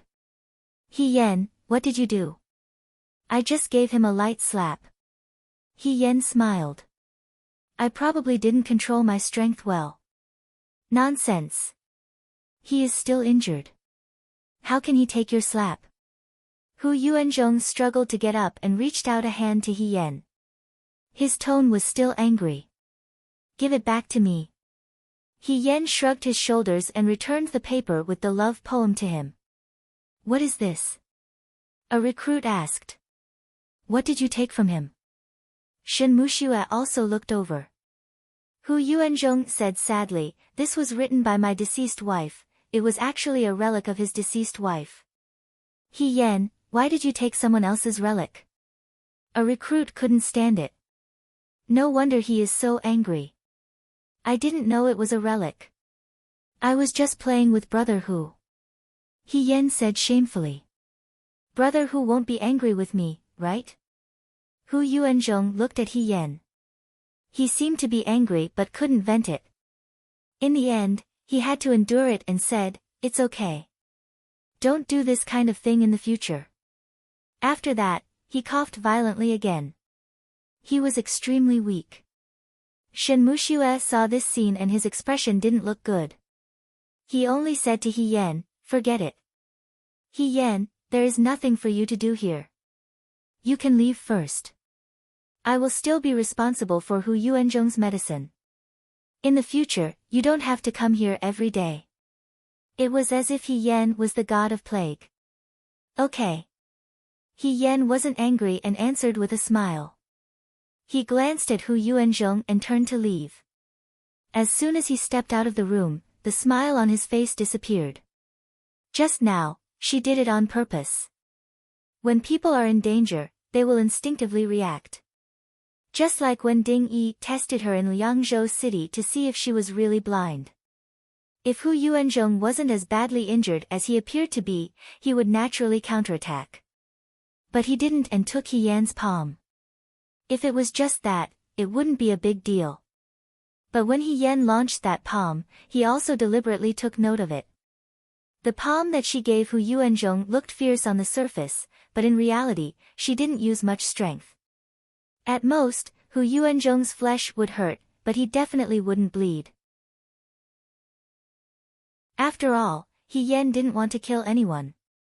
If everything was just her thinking too much, wouldn't Hu Yuanzhong have suffered for nothing? Here was the problem. He Yen was very confident in her control of strength. How could such a harmless palm make Hu Yuanzhong vomit blood? If she didn't misjudge her strength, then this person was lying. He Yen thought that Hu Yuanzhong was lying. As for the love poem on the paper in his arms, it was even stranger. A person who carried his deceased wife's belongings with him was naturally a person with deep feelings. A person with deep feelings, when facing a beautiful female doctor, shouldn't have other thoughts. He Yen looked at all of this as if she was watching a lame play. Unfortunately, even if she was full of doubts, she couldn't tell anyone about this. She was afraid that if she told others that the palm just now was a fake, they would think that she was avoiding responsibility and deliberately said it lightly. This was indeed a bit troublesome. She walked and walked. Before long, Xiao Mai and the others followed her. When they saw her, they first let out a sigh of relief and said in a small voice, "Ahigo, they said you beat Hu Yuanzhong. Is it true?" It had only been the time for a stick of incense to burn. How did the entire Liang province know? It's true. You're still suspicious of him? Hong Shan frowned and said, "If you suspect that there's something wrong with him, we'll help you keep an eye on him." Why beat him up? Do you know that right now, the entire Liang province guard is saying that you. He wanted to say something, but stopped. He Yen asked, "What are they saying about me?" "They're saying that Ahigu is using your strength to bully the weak, arrogant and despotic," Xiao Mai said. He Yen was silent. Things had become even stranger. "Ahigu, what do we do now?" Xiao Mai looked at him worriedly. "Do you want to explain to the others?" "There's no need," He Yen said, narrowing his eyes. Since this person had spread the rumors so quickly, he must have come for her. Explaining would be futile. Compared to explaining these meaningless rumors, she was more suspicious of Hu Yuanzhong's goal and how she could expose this person's flaws. "You guys continue to keep an eye on him at night," He Yen said. "I'll keep watching." Xiao Mai and Hong Shan looked at each other, not saying anything else. Several days passed in a row. Everything was calm and peaceful. Nothing happened in the Liang province guard. Xiao Mai helped He Yen keep an eye on Hu Yuanzhong every day, but she didn't find any flaws. On the other hand, Hong Shan and the others didn't sleep well at night. During training the next day, they were absent-minded with dark circles under their eyes and were scolded by Liang Ping several times. As for He Yan, he wanted to personally see how Hu Yuanzhong was doing every day and see if he could get more information. However, Shen Muxue guarded against him like he was guarding against a thief. He strictly forbade He Yan from getting close to Hu Yuanzhong, fearing that He Yan would accidentally injure Hu Yuanzhong again while fooling around. Thus, after a few days, He Yan couldn't even touch Hu Yuanzhong's side, much less find any flaws. That night, He Yan walked to the training field alone. Because of his injury, He Yan changed his night training to once every 3 days. Xiao Zhu had been gone for more than half a month, but there was no news at all. He Yan secretly asked Qing Lisu if there was any news from Zhang Tai, but Qing Lisu didn't know either. Originally, when Xiao Zhu was here, he didn't think much of it. Now that he was gone, he felt that the Liang province guard couldn't do without him. Otherwise, if he revealed a little bit of this matter to Xiao Zhu, with his mind, he would definitely be able to figure out what was going on. Now that she didn't even have someone to discuss this with, it was really difficult. She walked over to the crossbow and was about to practice when she heard movement from the other end of the horse path. She looked up and saw a black shadow riding a horse toward Mount Baiyue. It was the middle of the night, how could there be someone going up the mountain? However, the weather had been good these past few days, and the snow on the mountain had melted a little, so it was easier to travel than in the past few days. He Yan wanted to call for help, but the training field was too far away from the shared bunks where the new recruits lived. If he called for help, he wouldn't be able to catch up to this person. Seeing that person running farther and farther away and about to disappear into the darkness of the mountain forest, He Yan didn't care about anything else. He pulled out a horse from the stable, jumped onto it, and chased after the person. In the winter on Mount Baiyue, the soil was bitingly cold. Especially since the snow had melted, it was very easy for the horse to slip on the ground. The person in front of him didn't light a match and just moved forward under the starlight in the forest. He Yan also couldn't see clearly, so he followed and couldn't overtake the person. He Yan also knew the terrain of Mount Baiyue very well, so he looked for small paths to take. He wanted to lead He Yan into a ditch several times. However, He Yan had been here for many years, so he remembered the path much better than other people. Previously, he had been here once to fight for the flag, and then twice to chop firewood.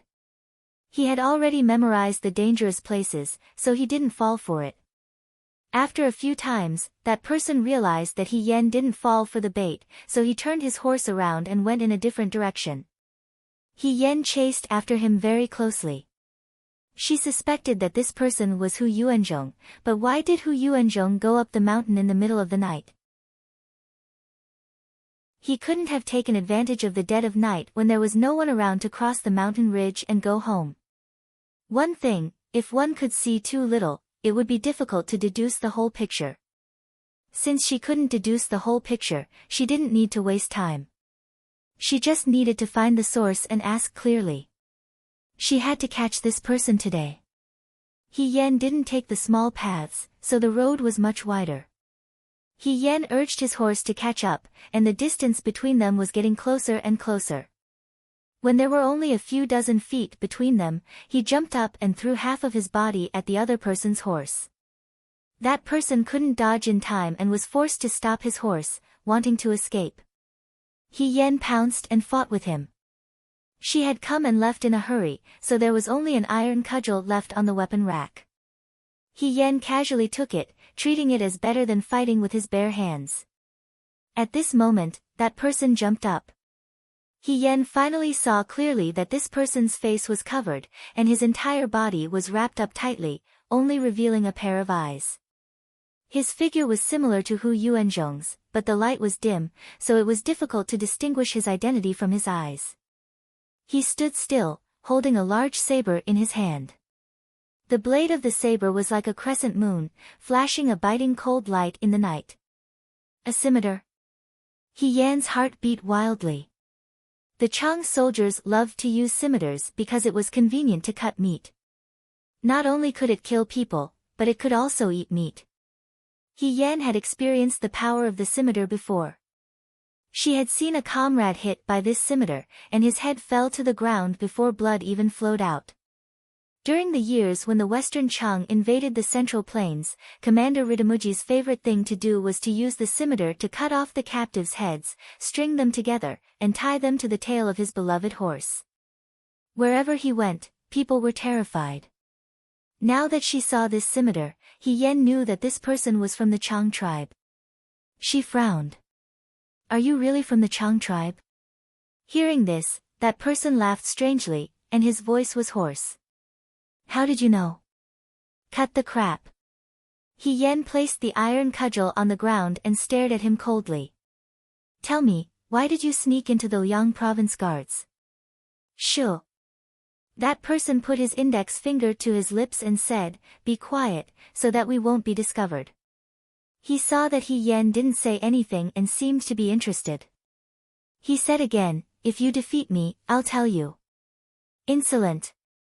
He Yan reprimanded. As soon as she finished speaking, she pounced on that person. Although the iron cudgel was not as sharp as the scimitar, it was superior in its simplicity and toughness, making it difficult for people to get close to her. He Yan was injured earlier, and her wounds were not fully healed, so her movements were restricted. Even so, she was evenly matched with this person. The masked person used the scimitar extremely well, so skillful that it was shocking. His attacks were also very ruthless, and every move was aimed at He Yan's heart. He Yan was forced to retreat step by step. Suddenly, she stopped in her tracks. Because she stopped in a hurry, the snow around her feet was kicked up. She looked back and saw that behind her was an abyss. You've been discovered. That person laughed. Why didn't you fall for it? Because your technique is too lame. He Yan said coldly. Then, she slammed the iron cudgel on the ground and jumped forward with the help of the cudgel, landing behind the masked person. Her hands did not stop moving, and she fiercely chopped down on the masked person's head. But the cudgel missed. The masked person dodged sideways, and the iron cudgel hit his shoulder. Even so, it was enough. He Yan practiced stone weights every day, and her strength was no longer as weak as when she first entered the Liang province guards. Even a man with a physique like Huang Xiong's would suffer, let alone this person. He Yan's attack made the masked person groan in pain. He almost lost his grip on the scimitar in his hand. Even so, his right hand lost its strength, and he could not wield the scimitar for the time being. How is it? He Yan sneered. The masked person did not speak. He turned around and ran forward, intending to escape. He Yan frowned and followed closely. Her endurance and physical strength were amazing, and she ran fast enough. For a moment, the masked person could not get rid of He Yan. As long as he caught up with this person and took off his mask, he would be able to find out his identity. Both the witness and the material evidence were gathered. If it was really Hu Yuanzhong, Shen Han should be able to interrogate him and find out what they were planning to do in the middle of the night. Just as he was thinking, he suddenly saw the person in front of him stop. He shouted at He Yan, I have a gift for you. The scimitar was thrown at He Yan's heart. He Yan subconsciously caught it and held the hilt. Then, he saw another person roll out of the forest. Under the night sky, the person who rolled out was actually wearing the red warrior robes of the Liang province guards. The mountain path was a long slope. The new recruit rolled all the way down, and if he went any further down, he would be in a bottomless abyss. He Yan watched the masked person laugh mischievously and escape into the depths of the forest. He gritted his teeth and turned around to chase after the new recruit who was rolling down. The new recruit in the warrior robes rolled faster and faster. He didn't even make a sound. He Yan's heart sank. He flew up and landed in the middle of the long slope. He caught the new recruit in his arms and the two of them rolled to the side. After a while, they finally stopped in front of a tree. The body in his arms was still warm, but he didn't make a sound. He Yan lowered her head to look. Under the starlight, a young face was revealed. She was stunned for a moment. There were tens of thousands of new recruits in the Liang province guards. She couldn't remember the names of every single one of them. At most, she could recall those who looked familiar. She remembered this person's face. It was the cowardly ghost king Xiao Han she met on the way down from the battle for the flag on Mount Baiyue. A few days ago, the young man who thanked her with a red face. Now, his face was completely pale. His eyes were wide open, as if he was filled with terror before he died. His clothes were red. Nothing could be seen, but they were wet and stuck to his body. He Yen lowered her head to look at her hands. They were covered in blood. She unbuttoned the young man's clothes with trembling hands. There was a huge bloody hole in his chest. Some of his flesh had been hooked away, making it look hollow. He had died under a machete. No matter how many deaths she had seen, He Yen couldn't remain calm every time she faced the death of someone close to her. She closed her eyes. A wave of anger rose in her heart. She muttered in a low voice, "Bastard." He was still so young. He hadn't even been on the battlefield, yet he had died in the desolate night of Mount Baiyue. If He Yen hadn't followed the masked man up the mountain tonight, he would have died without a sound. The next day, his brothers in the guard station would have discovered that one of them was missing. Missing, one of them. Why did they drag this young man up the mountain and kill him? Was he killed because he saw something, or was there another reason? No, no. He Yen tightened her grip on the young man. She had fallen into a trap. Just as she thought of this, she heard rustling sounds in front of her. Someone was shouting, "Did you see anyone?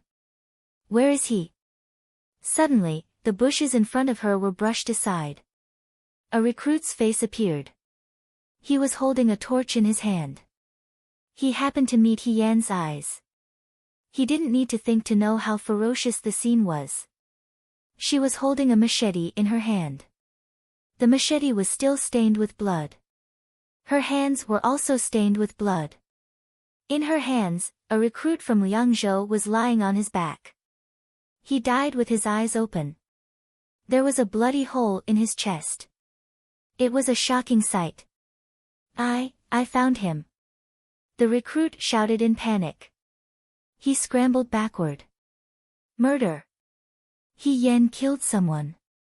People quickly arrived. He Yen raised her head and saw dozens of people, including Shen Han, Liang Ping, and the other instructors. They stared at He Yen in surprise. Dumao shouted, "He Yen, you killed someone." The weapon was in her hands, and the body was at her feet. She went up the mountain in the middle of the night and acted suspiciously. No matter how they looked at it, she looked like a spy with ulterior motives. This was the real gift from the masked man. Chapter 109. I didn't kill him. He Yen stood up and faced them.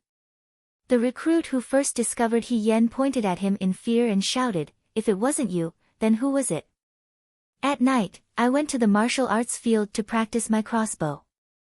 I accidentally saw someone riding a horse towards White Moon Mountain. The situation was critical, so I followed him.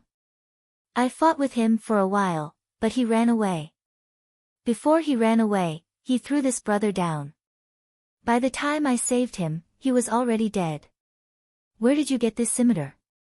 Shen Han asked in a deep voice. "It belonged to him. He threw the scimitar over." "Is he crazy? He gave his weapon to someone else. Can't you think before you lie?" Dumao didn't believe him.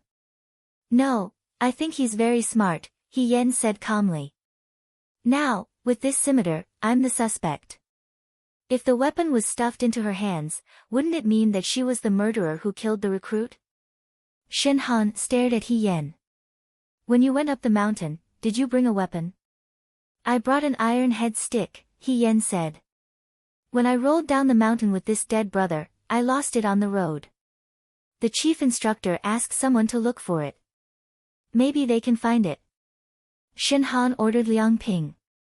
You take some people to look for it. Be careful, there's a signal. Liang Ping nodded and said yes.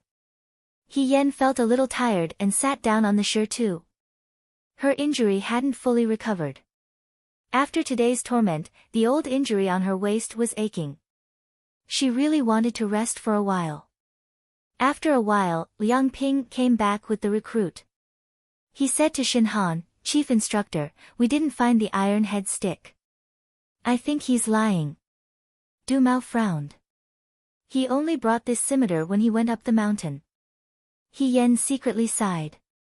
Since the other party came for her, he naturally wouldn't leave any evidence behind. Presumably, when she went to save the recruit, she had already picked up the iron head stick. However, she still had a trick up her sleeve. I suspect that this person is Hu Yuanzhong, He Yen said. When I fought with him, the iron head staff hit his right shoulder. As long as we return to the city guard station, we can check if he went out at night and see if there is a wound on his right shoulder. Are you quibbling? A recruit looked at her suspiciously. He Yen shrugged. Right now, I'm unarmed. There are so many of you. Are you afraid of me? It's a small matter to wrongly accuse me, but it's a big matter to lead a wolf into the house. If the true culprit is hidden among the Liang province guards, perhaps the next person to be assassinated will be you, brother. She spoke neither too fast nor too slow, but her tone was cold. The new recruit who spoke was frightened and didn't dare to continue speaking. Ma Damei looked at Shin Han and said, Chief Instructor, this. To be honest, he quite liked He Yen. It was rare for a young man of his age to be so outstanding in all aspects. Moreover, his personality was cheerful and easygoing, without the slightest bit of arrogance. He was very likable. However, this was a matter of life and death, so he couldn't be careless. Bring him back first and see if what he said is true. Shin Han turned around and said, Listen to my orders and go down the mountain immediately. He Yen secretly sighed in relief. Fortunately, Shin Han was reasonable and didn't kill him with one blow. When they went down the mountain, the atmosphere was a bit gloomy, perhaps because of the death of one of their companions. He Yen asked Ma Damei, Instructor Ma, why are you going up the mountain? Ma Damei had a kind smile on her face and always treated He Yen kindly. Even at this time, she still patiently answered his question. A recruit woke up in the middle of the night to go to the toilet and saw someone riding a horse towards Mount Baiyue. He told the chief instructor, and the chief instructor told us to go up the mountain to investigate. Before we came, we didn't know it was you. Wasn't this the same process as when she chased after the masked man? He Yen faintly felt that something was wrong, but he didn't say anything.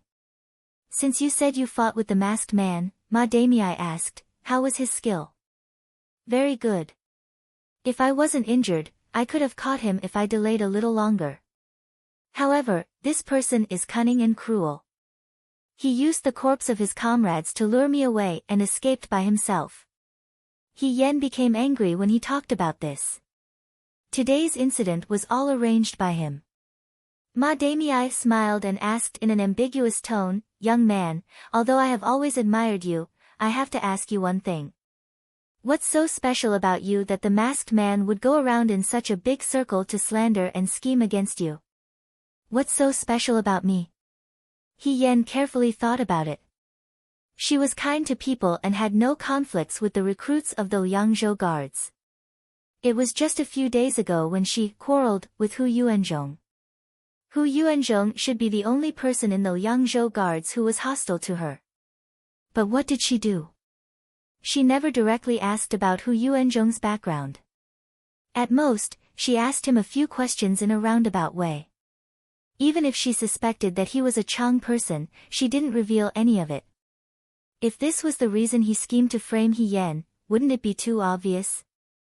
Thinking about it, he finally went down the mountain and returned to the Liangzhou guards.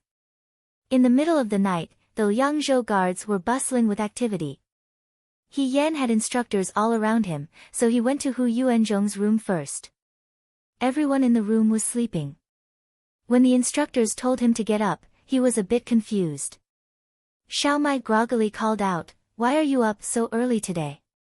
It's not even time yet." When she saw who it was, she was so shocked that she almost put on her shoes the wrong way. He Yan didn't hesitate and looked towards the wall.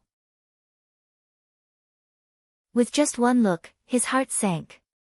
A person was curled up on the bed, sleeping soundly. After being woken up, he slowly sat up with sleepy eyes. It was Hu Yuanzhong. He was actually in the room. Shen Han asked the people in the room, "Did any of you see Hu Yuanzhong go out tonight?" "No, no. Brother Hu's leg is injured, so he sleeps earlier than us every day. I didn't see him go out." He Yan looked towards Hong Shan. Hong Shan lightly shook his head at her. "He really didn't go out." Shen Han stepped forward with an expressionless face. "Take off your clothes." Hu Yuanzhong was confused, but when Shen Han didn't say anything, he seemed a bit scary. He hesitantly took off his clothes. When he took off his outer garment to his arm, he saw that there was no problem with his right shoulder except for a few small cuts caused by the shrubs. If that iron rod hit him, there would at least be a large bruise. But there was nothing on his right shoulder. It wasn't him. He Yan widened his eyes. Not only did he not relax, but his face became even uglier. This was an elimination. It was unknown what role Hu Yuanzhong played in this, but since there was no problem with him, it could only mean one thing. He wasn't just one person. There was a traitor in the Liangzhou guards. That was why this show was so perfect. "Shen Jiaodo," she said coldly. "That person is probably in the Liangzhou guards right now. Hurry up and take people to investigate. I think the most suspicious person is you." A head instructor stared at her and said, "Earlier, you said that Hu Yuanzhong killed him and called us back to check on his injuries. Now that Hu Yuanzhong has been cleared of suspicion, you want to change to another person. What is your purpose in stalling for time like this?" "I'm not lying." He Yan frowned. "As long as you investigate the entire Liangzhou guards, you will know that I'm not lying." "Shut up!" Shen Han shouted. The arguing stopped. He Yan looked towards Shen Han. "Shen Jiaodo, you don't believe what I said?" "I only believe my own eyes." Shen Han said, "Come, take her to the dungeon." "He Yan, you can lock me up, but you have to investigate the truth. Otherwise, the Liangzhou guards will be in big trouble. You're already like this and you're still cursing people." A head instructor said angrily, "You're too arrogant." He Yan was taken away. The rest of the people in the room wanted to ask but didn't dare to. Xiao Mai and the others had cold expressions. Hu Yuanzhong asked curiously, "Shen Jiaodo, what happened? Did someone die?" Shen Han didn't say anything. He turned around and walked out of the room. The head instructors who followed him out had serious expressions. Liang Ping hesitated for a moment and asked Shen Han, "Head instructor, how do you plan to deal with He Yan? After all, he was a soldier under his command." Liang Ping didn't want to believe that He Yan had ulterior motives. However, there were witnesses and evidence. Even if he wanted to exonerate him, he couldn't find a reason. This is a serious matter. He Yan's identity is also not ordinary. Shen Han said in a low voice, "Lock him up first. We'll talk about it when the commander-in-chief comes back." Yes. The dungeon of the Liang province guards wasn't big, but it was dark and damp. Because it was winter, people would feel bone-chilling cold when they entered. There was no bed, so they could only sleep on the floor covered with straw. The quilt was also a thin layer of cloth. There were a few holes in it. It was unknown whether they were bitten by rats or something else. He Yan sat on the floor and looked around. There was no one else in this dungeon other than her. The lock of the dungeon was specially made. It wasn't as simple as the one in her and Xiao Ju's room. With one look, He Yan knew that she couldn't open it. After being reborn, she didn't even have the chance to show off her skills before she was sent to prison. She should have sighed and lamented, but at this moment, He Yen wasn't in the mood. She was now certain that there was a traitor in the Liang province guards. That traitor probably had his eyes on her for a long time. That was why he knew that she went to the martial arts training field every 3 nights. Because of this, it was easy to arrange for people to wait on the horse path and lead her up Mount Baiyue. Whether it was going up the mountain at night or killing the new soldiers, it was all to accuse her of conspiring against the law.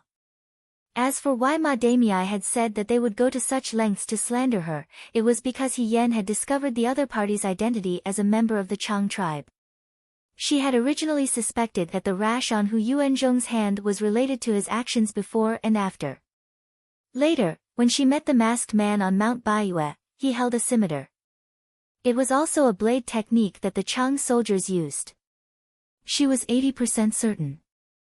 Now that He Yen was in prison, there were still Chang people in the Liang province guards. This made her hair stand on end. Xiao Zhu wasn't in the Liang province guards. The tens of thousands of new soldiers had never truly been on the battlefield. If they encountered the Chang people now, it would be like what she had encountered in Imo County. They would probably be completely wiped out. Since the other party had schemed so meticulously, they must be planning something big. If the news of the Yudo harassing the people in Zhangtai was false and they were trying to lure Xiao Zhu away, then the Liang province guards were like fish on a chopping board, waiting to be slaughtered. Xiao Zhu had already been gone for 20 days. Based on the fact that he had discovered that the information was false when he arrived in Zhangtai and rushed back overnight, it would take him another 10 days to reach the Liang province guards. Then the other party must have chosen to make a move within 10 days. They didn't have much time left. He Yen was still locked up in the dungeon, and no one believed her words. When Shinhan ordered people to take her to the dungeon, He Yen had thought of directly fighting them and breaking free of their control. However, if she did that, she wouldn't be the one to kill them. She would really be the one to kill them. She really didn't want to live with the crime of murder on her shoulders. Moreover, the new soldiers of the Liang province guards were all her companions. They stayed together every day. She didn't want to live alone and watch them die for nothing. She didn't know when this chess game had become a dead end. However, she had already quelled the chaos in Western Chang. The Chang soldiers had also suffered great losses in that battle. They wouldn't be able to make a comeback for at least 10 years. Why would they dare to take such a dangerous step? He Yen couldn't understand it either. At this moment, he suddenly heard a noisy voice from outside. "Let me in. I just want to say a few words. My father is the Vice Minister of Internal Servants," official song. "If anything happens, I'll take responsibility." It was Song Taotao's voice. He Yen was startled. Song Taotao usually came to give her pastries and candies every few days. He didn't expect her to know about what happened today. The guard outside said something again, and He Yen heard Song Taotao say unreasonably, "You want to try and stop me again? If you stop me again, I'll tell second young master Xiao that you molested me when he comes back." Something fell to the ground with a clang. In the next moment, He Yen saw a pink dress fly in. Song Taotao said, "Big brother He." "Miss Song." He Yen smiled. Song Taotao threw herself in front of him and hurriedly stuffed 2 steamed buns into He Yan's hands through the bars. "It's too late. I brought you some leftovers from Dr. Shin's dinner. I heard my father say that people in prison don't have food to eat every day. I'm afraid I can't come every day, so I brought 2 for you first.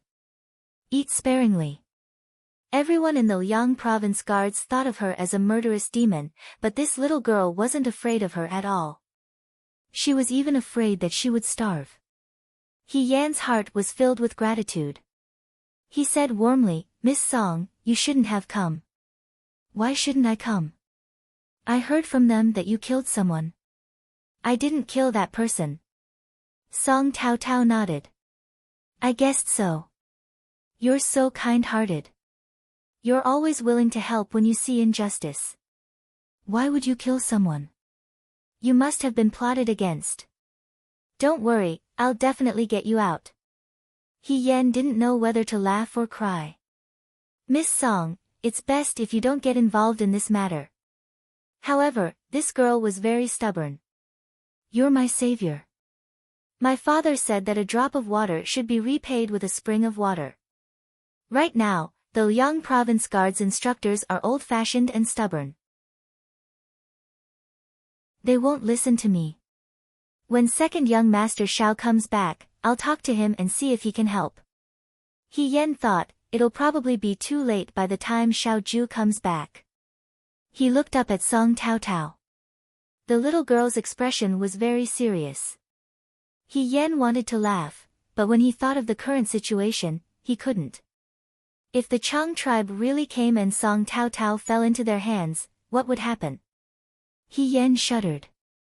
Miss Song. After a while, she said, since you want to help me, I have a favor to ask of you. What is it? Song Tao Tao looked at her. He Yen sighed softly. We can only treat a dead horse as a living one. In Shinhan's room, Cheng Lisu and Shinhan were confronting each other. Young Master Cheng, please go back. Without the Commander-in-Chief's orders, this one doesn't dare to let He Yen out, Shinhan said helplessly. Cheng Lisu sat in front of his door, blocking the door to prevent him from leaving. He only said, Shin Jiaodo, you have to believe me. Brother, he really can't be the murderer. Du Mao stood to the side and couldn't help but say, Young Master, everyone knows that you and He Yen are close friends. However, when we went up the mountain, there were witnesses and evidence. How can you deny it? Even if the Commander-in-Chief is here, he has to follow the rules. Besides, we haven't said that we'll immediately convict He Yen. Everything will have to wait for the Commander-in-Chief to come back and make a decision. But right now, Uncle isn't even in the Liang Province Guards. Cheng Lisu shouted. It's easy for you to say. Do you know how cold and dark that dungeon was? Brother, he was all alone in there. Do you know how scared he was? Du Mao, Cheng Lisu's words made it sound as if he had been in the dungeon himself and could empathize with him.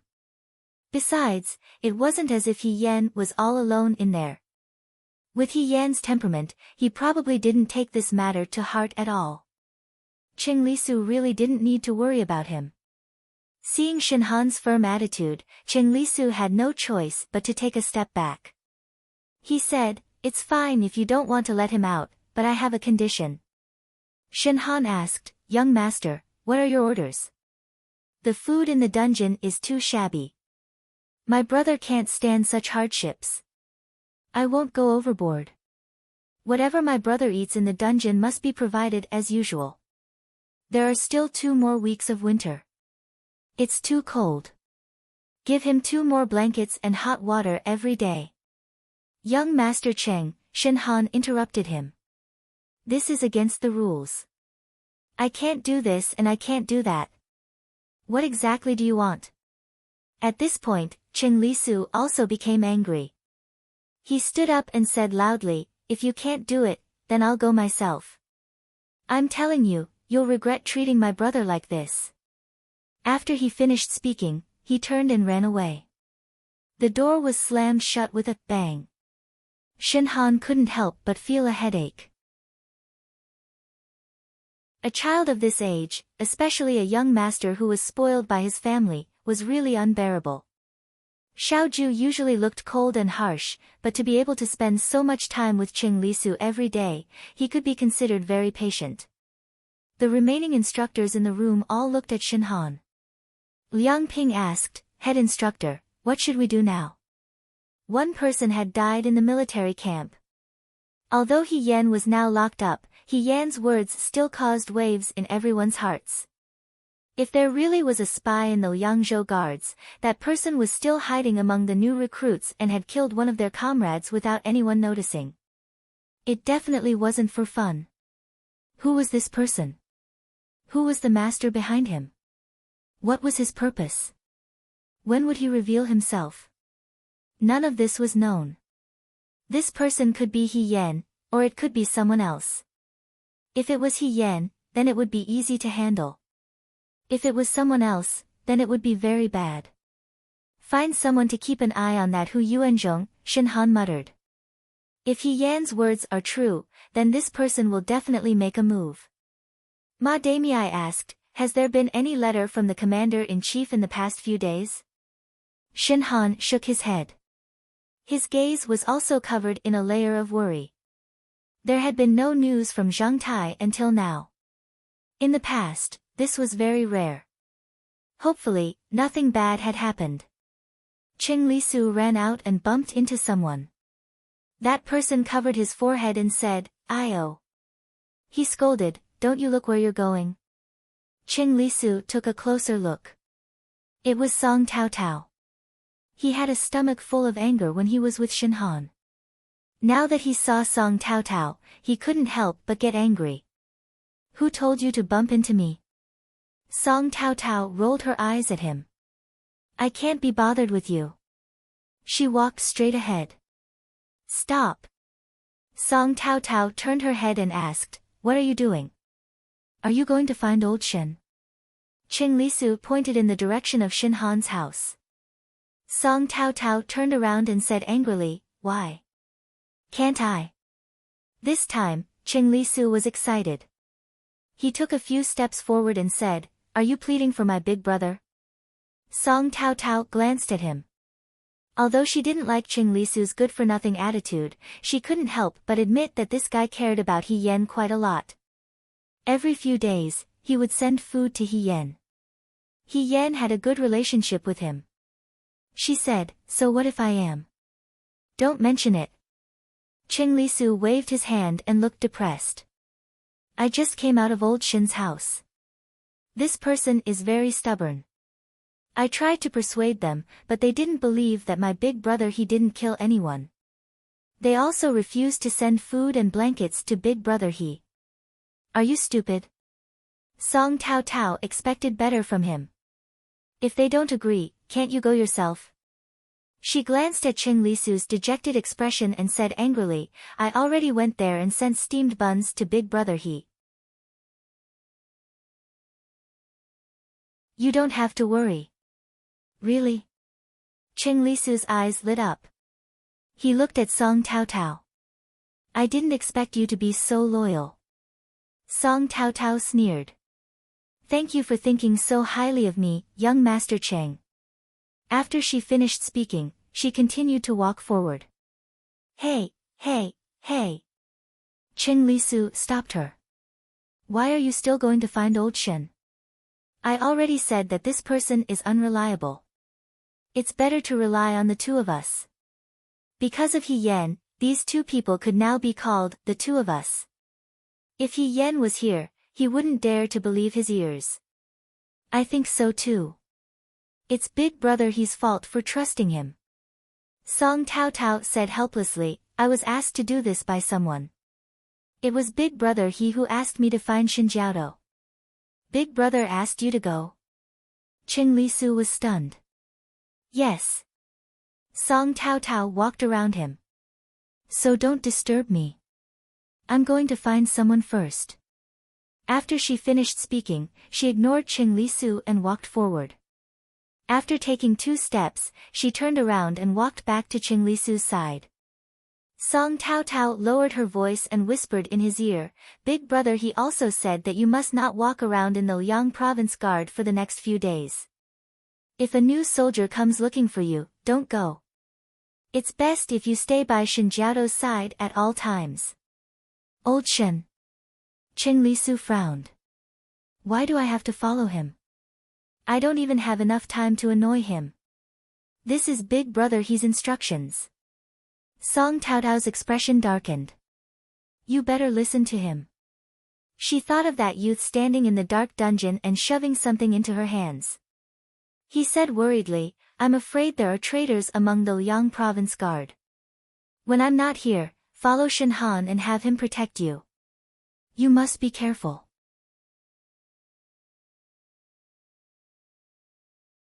Chapter 110. He Yan had been in the dungeon for 2 days. In these 2 days, other than Shinhan who came once, no one else came. Even if Shinhan came, he didn't mention anything about the situation outside. She assumed that nothing had happened for the time being. The more this was the case, the more He Yan felt that something was wrong. Unfortunately, the dungeon of the Liang province guards was as solid as a rock. It was hard for her to think of a way to escape. Song Tao Tao and Qing Lisu were probably under surveillance. She hadn't seen them in these 2 days. To He Yan, eating and sleeping coarsely wasn't unbearable. As time passed, the most frightening thing was that the unseen danger was gradually approaching. Unfortunately, no one had noticed it yet. It began to snow in the middle of the night. The snowflakes were as big as goose feathers. They danced in the air and landed on people's bodies. Even their cotton clothes couldn't withstand the bone-piercing cold. 2 sentries stood on the balcony. They couldn't help but rub their hands together and blow air into their palms. Suddenly, a white mist fell in front of them and quickly dissipated. The Liang province guards were in a state of silence. The guard station in winter wasn't as lively as it was in summer. There were no new recruits who went to Wulu River to take a shower at night. There were also no noisy cicadas. There was only the cold of the snow melting on the ground. "I'm going to the latrine." One of the sentries stomped his feet. "I can't hold it in anymore." His companion urged him, "Go quickly and come back quickly." The man put down the drumstick, picked up a knife, and turned to go to the latrine. The snow was heavy. In just a moment, a thick layer of snow had accumulated. When he stepped on it, his shoes were submerged. The cold air climbed from his feet to his head. The sentries shivered from the cold and hurriedly ran to the latrine at the back. There were torches outside the latrine. A few days ago, a new recruit had woken up in the middle of the night to relieve himself. He didn't see the road clearly and slipped on the icy ground, injuring his leg. After that, Shinhan had people set up a fire here to illuminate the road. When the sentries entered, there was another person inside. He glanced at the person under the dim light and smiled. "Oh, you're up too." The other person smiled and replied, "I just got here. It's too cold. If it wasn't for the fact that I couldn't hold it in, I wouldn't have made this trip," the sentinel complained. After he was done, he pulled up his pants and was about to walk out. That person was also done and followed him out, one in front of the other. The torches at the door reflected a person's shadow in the snow, swaying back and forth. The sentry casually glanced and saw that the shadow behind him had unknowingly opened his arms. He was startled and was about to shout. With one hand covering his nose and mouth, the person behind him pulled out the knife at his waist and slashed it across the sentry's neck. Blood splattered all over the ground. The young man's body silently fell to the ground, no longer breathing. Without any hesitation, the black shadow bent down and dragged the sentry's corpse away. The snow was getting heavier and heavier. In just a moment, the bloodstains were covered. After the time it took for an incense stick to burn, the sentinel walked out again. He grabbed a handful of snow, wiped the blood off the knife, and put it back on his waist. He then tidied up the felt hat on his head and walked up the stairs. On the balcony, his companion was waiting impatiently when he suddenly heard movement. Seeing the sentry who had just gone to the toilet come back, he let out a sigh of relief and scolded, "Why were you gone for so long? Did you go to slack off?" The sentry shook his head, lowered his head and breathed into his mouth, as if he was too cold to speak. Seeing this, his companion couldn't help but rub his hands. "Mother, this is too cold." The sentry pulled his felt hat down very low. Seeing this, his companion scolded, "Do you think you won't be cold if you pull your hat down? If you pull it up, you won't even be able to see. How are you going to keep watch like this?" He reached out his hand to lift the sentry's hat, but the moment he got close, he suddenly froze. The sentry's clothes were different from the pure red and black of the recruits. At the collar, there was a layer of white border. Now, at the white border of the other party's collar, there were 2 red dots. These were not old ink stains. The color was bright and it was slowly becoming denser. A moment ago, when the other party went to the toilet, there wasn't any. His companion looked at the sentry who had not said a word since he came back. He was about to pull out his knife, but his movements were too slow. The other party actually had 2 knives. One knife, which belonged to the dead sentry, stabbed into his chest. The other knife, with a curved tip, slit open his throat. He couldn't yell out and staggered to the ground. The murderer had already turned and walked down the platform. The sentry crawled on the ground with difficulty, trying to pick up the drumstick that had fallen to the ground. As long as he could grab the drumstick and strike the whistle drum, all of the Liang province guards would wake up. This was the last thing he could do. Blood trailed down his body, a ghastly sight. He used all of his strength to crawl to the drumstick. Holding the drumstick, he wanted to raise his body to strike the drum. He had only raised half his body when suddenly, a wave of intense pain came. Blood splattered onto the drum, and the hand holding the drumstick also fell to the ground. His right hand had been chopped off. The murderer returned and stood in front of him, saying in a low voice, "I almost forgot." Not far away, the commotion here seemed to have startled the patrolling soldiers on the other side. Someone yelled, "Hello. Are you guys all right?" This person pressed down on his felt hat and waved his hand in the distance. "I'm fine. I just fell down." Blood was everywhere on the ground. The sentry who had been on the verge of death just now had his eyes wide open. He was completely dead. The night was like an abyss, closing in on all of the Liang province guards. The next morning, at dawn, the new soldiers got up to eat and went for a morning run at the practice field. Hong Shan and Xiao Mai sat together to eat. Not long after, Wang Ba, Huang Xiong, and Jiang Jiao also arrived. Huang Xiong asked, "He Yan hasn't been released yet?" Hong Shan shook his head. "This can't go on," Jiang Jiao said. "It's been unusually cold these days. I heard from young Master Cheng that there's nothing in the dungeon. Even if he doesn't freeze to death, he'll get sick." In the end, they were comrades who had fought for the flag together. Even though they had complained about He Yan because of the green hat incident, when it really came to this point, they weren't completely without worry.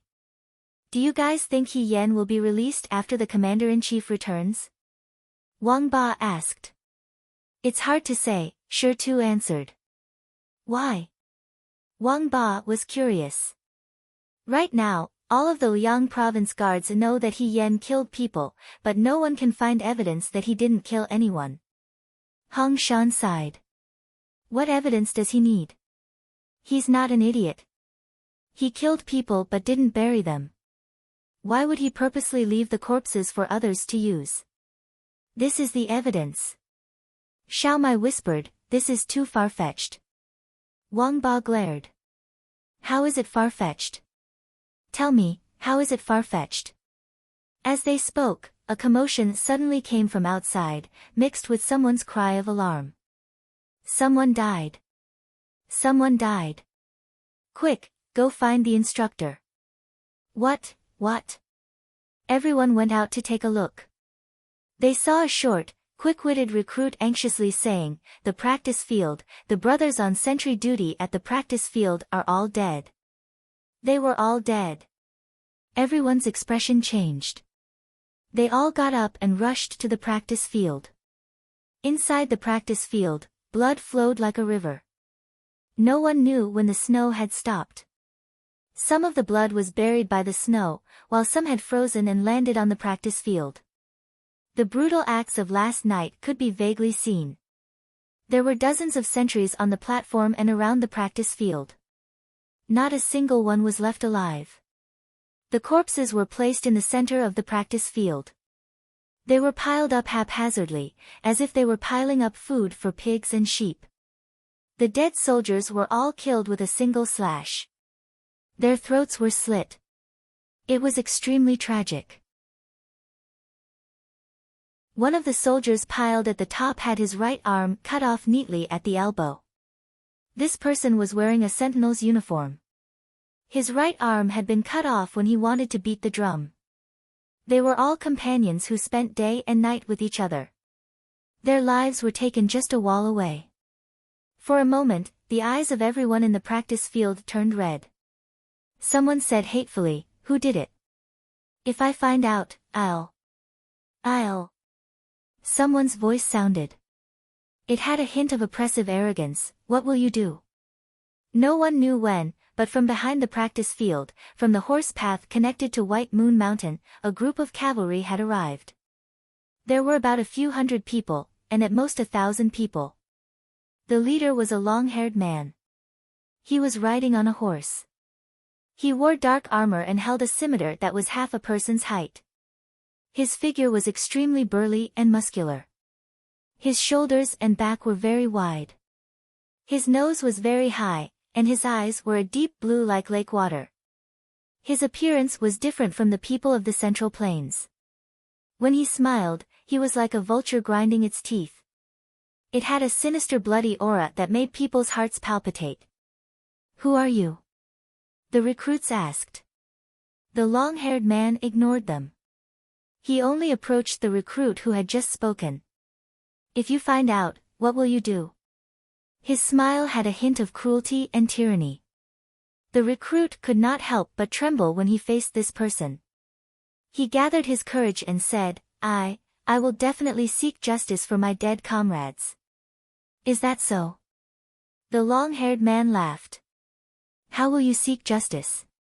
Without waiting for the recruit to answer, he raised the scimitar in his hand and chopped down.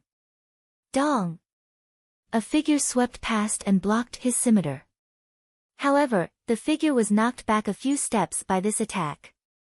When he steadied himself, he looked at the long-haired man. "Your Excellency is very bold. You killed people in the Liangzhou Guard." It was Shen Han. "Shen Jiaodo, Chief Instructor Shen is here."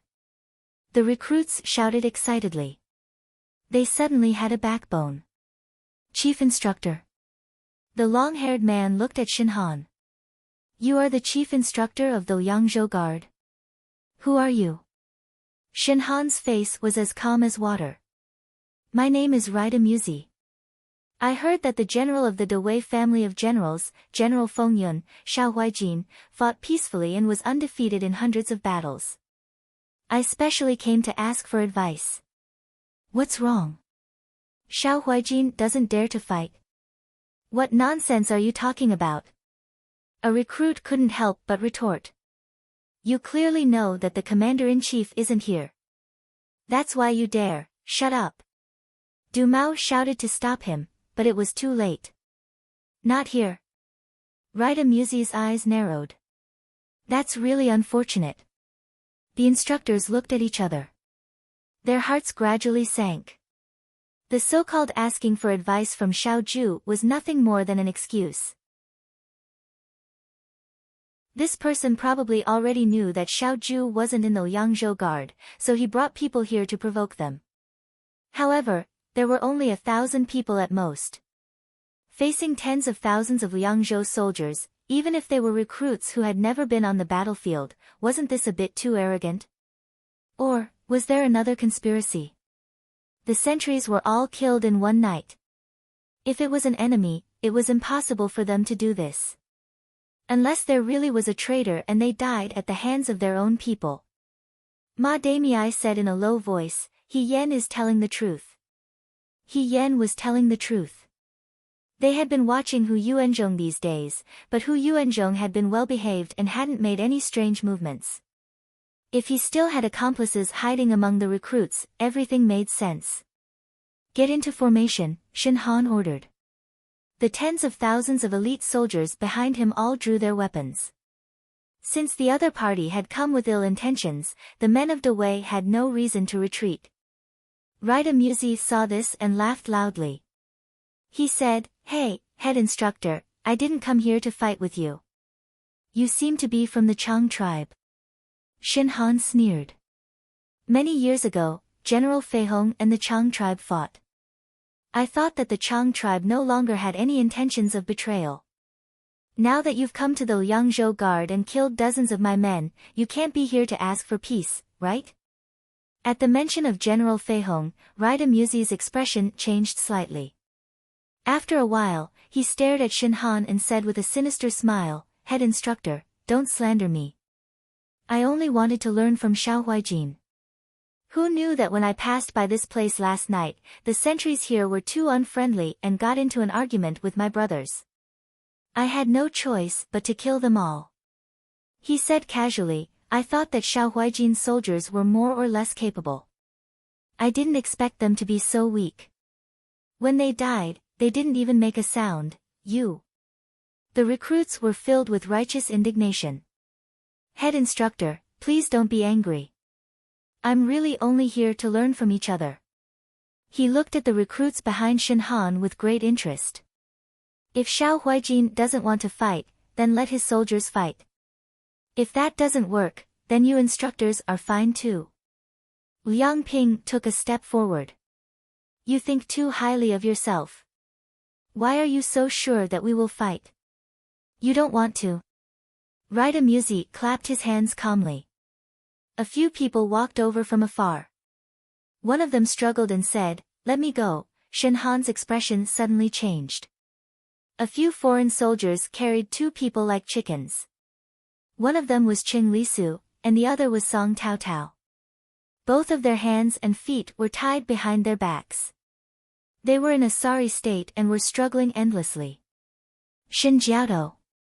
When Qing Lisu saw Shin Han, it was as if she saw her savior. She shouted, "Who are they? Why did they tie us up? Who were they?" Shin Han felt bitter.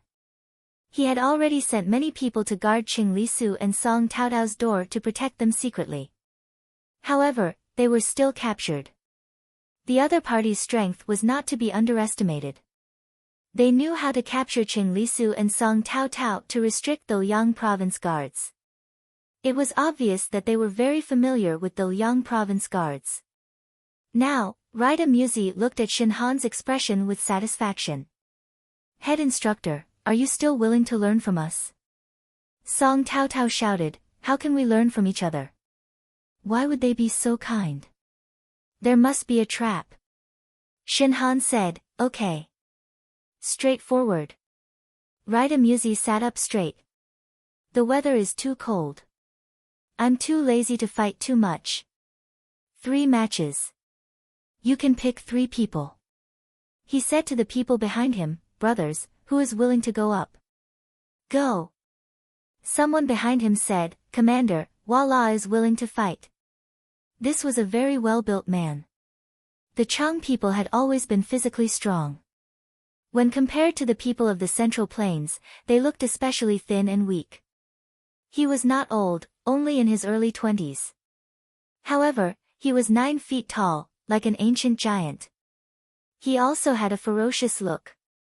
His eyes were slightly protruding like a bull's. He held a curved sword in his hand. At first glance, it was obvious that he was not someone to be trifled with. "Good!" Rida Muzi shouted. "Wallah is so brave." As expected of the Chang people. He then looked at Shin Han. "What about you?" The tiles were so strange and huge that anyone who looked at them would want to retreat. Moreover, the corpses on the training ground clearly showed how cruel the Chang people were. For a moment, no one in the Liang province guard responded. "If no one is willing to fight, then your head instructor will do it." Rida Muzi smiled. This kind of battlefield is a good time to teach the recruits. On the side, Liang Ping gritted his teeth. Just as he was about to fight, a voice rang out. "Let me do it." This was a young recruit from the vanguard. His name was Wei Huan. Shin Han still remembered this person because his knife skills were outstanding. He was one of the best in the vanguard. However, his personality was very gentle and shy. He was not as outstanding as Lei Ho.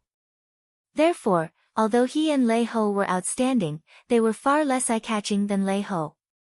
Right, speaking of Lei Ho, Shin Han was startled. Where was Lei Ho? You?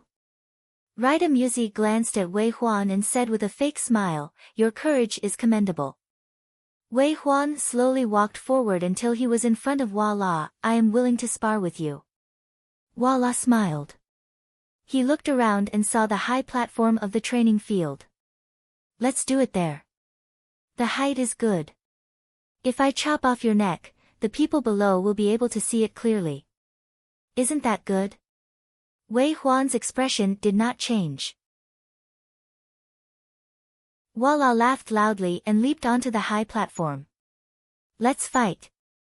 In the past few days, there had been countless people on the high platform of the training field. However, they were all recruits of the Liang province guards. They sparred with each other. The recruits below the platform were in a relaxed mood. As they watched, they gave pointers. They could see the flaws and the brilliance of each battle. Every battle had something to gain. Because they also knew that there were many more such battles. None of them were as depressing as today. Rida Musi suddenly thought of something. She looked at Shin Han and said in a voice that everyone could hear, Head instructor, I forgot to tell you. The rules of the Chang tribe are that on the life and death arena, life and death do not matter. Only when one side dies can victory be determined. What? Liang Ping said angrily. Warriors must be prepared to die in battle at any time. This is the highest honor, Rida Musi said coldly. There are no exceptions. On the platform, Wei Huan slowly unsheathed the knife at his waist and nodded at Warlord. The dungeon was as dark and damp as ever. The guards at the door had disappeared at some point. The dungeon was so quiet that one could hear a pin drop. The sound of human footsteps was especially ear-piercing. The black shadow walked down the stairs step by step. The shadow of the torch at the door swayed slightly. In the innermost cell, someone was curled up into a ball, sleeping against the wall. She seemed to have caught a cold and was shivering, her lips pale. The black shadow stopped in front of He Yan's cell. There was an empty bowl on the ground. It was unclear whether it had been filled with water or rice. It had been licked clean and the bowl was shining. The thin blanket was very short and could not even cover her entire body. She was curled up into a ball and her feet were exposed. Her body was trembling slightly, and her face was abnormally pale. The black shadow looked at her for a moment, then reached out and inserted the key into the keyhole. With a click, the lock opened. The person in the cell was still unaware. He walked in. The young man's former high-spirited appearance was completely gone. This appearance was no different from any other prisoner. He seemed to be somewhat regretful, but also somewhat vigilant. He stood in place without moving, staring at the young man's face. The youth did not move. After a while, the black shadow slowly covered her.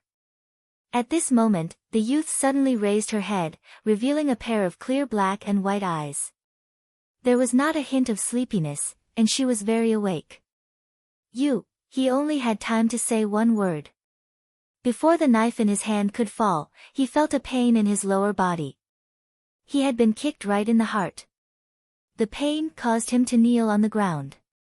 The next moment, white silk was wrapped around his neck. He Yan's voice came from behind him. I've been waiting for you for a long time, Lei Ho.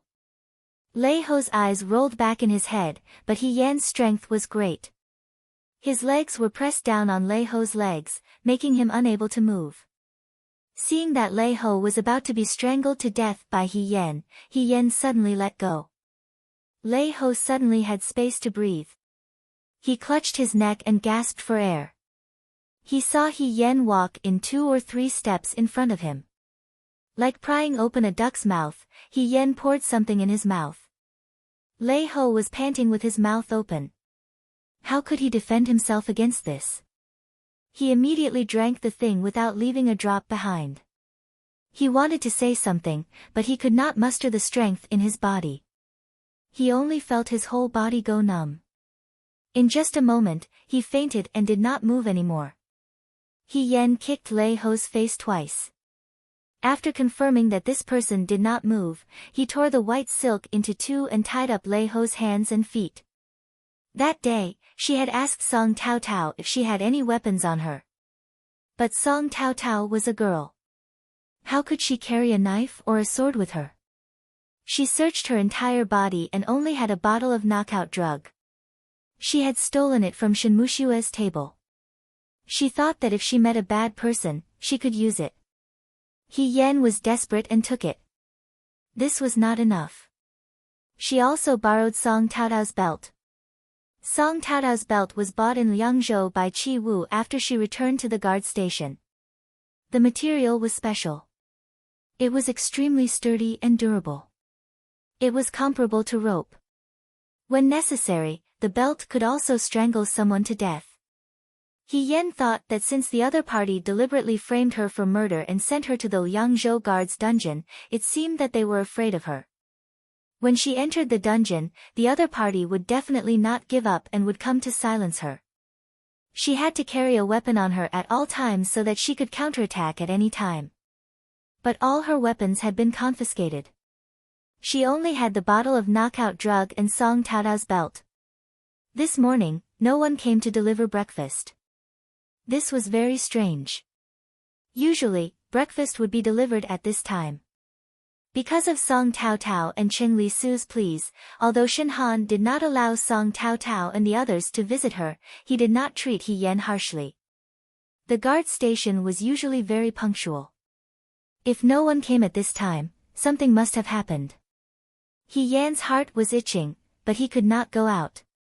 He did not know what was happening outside.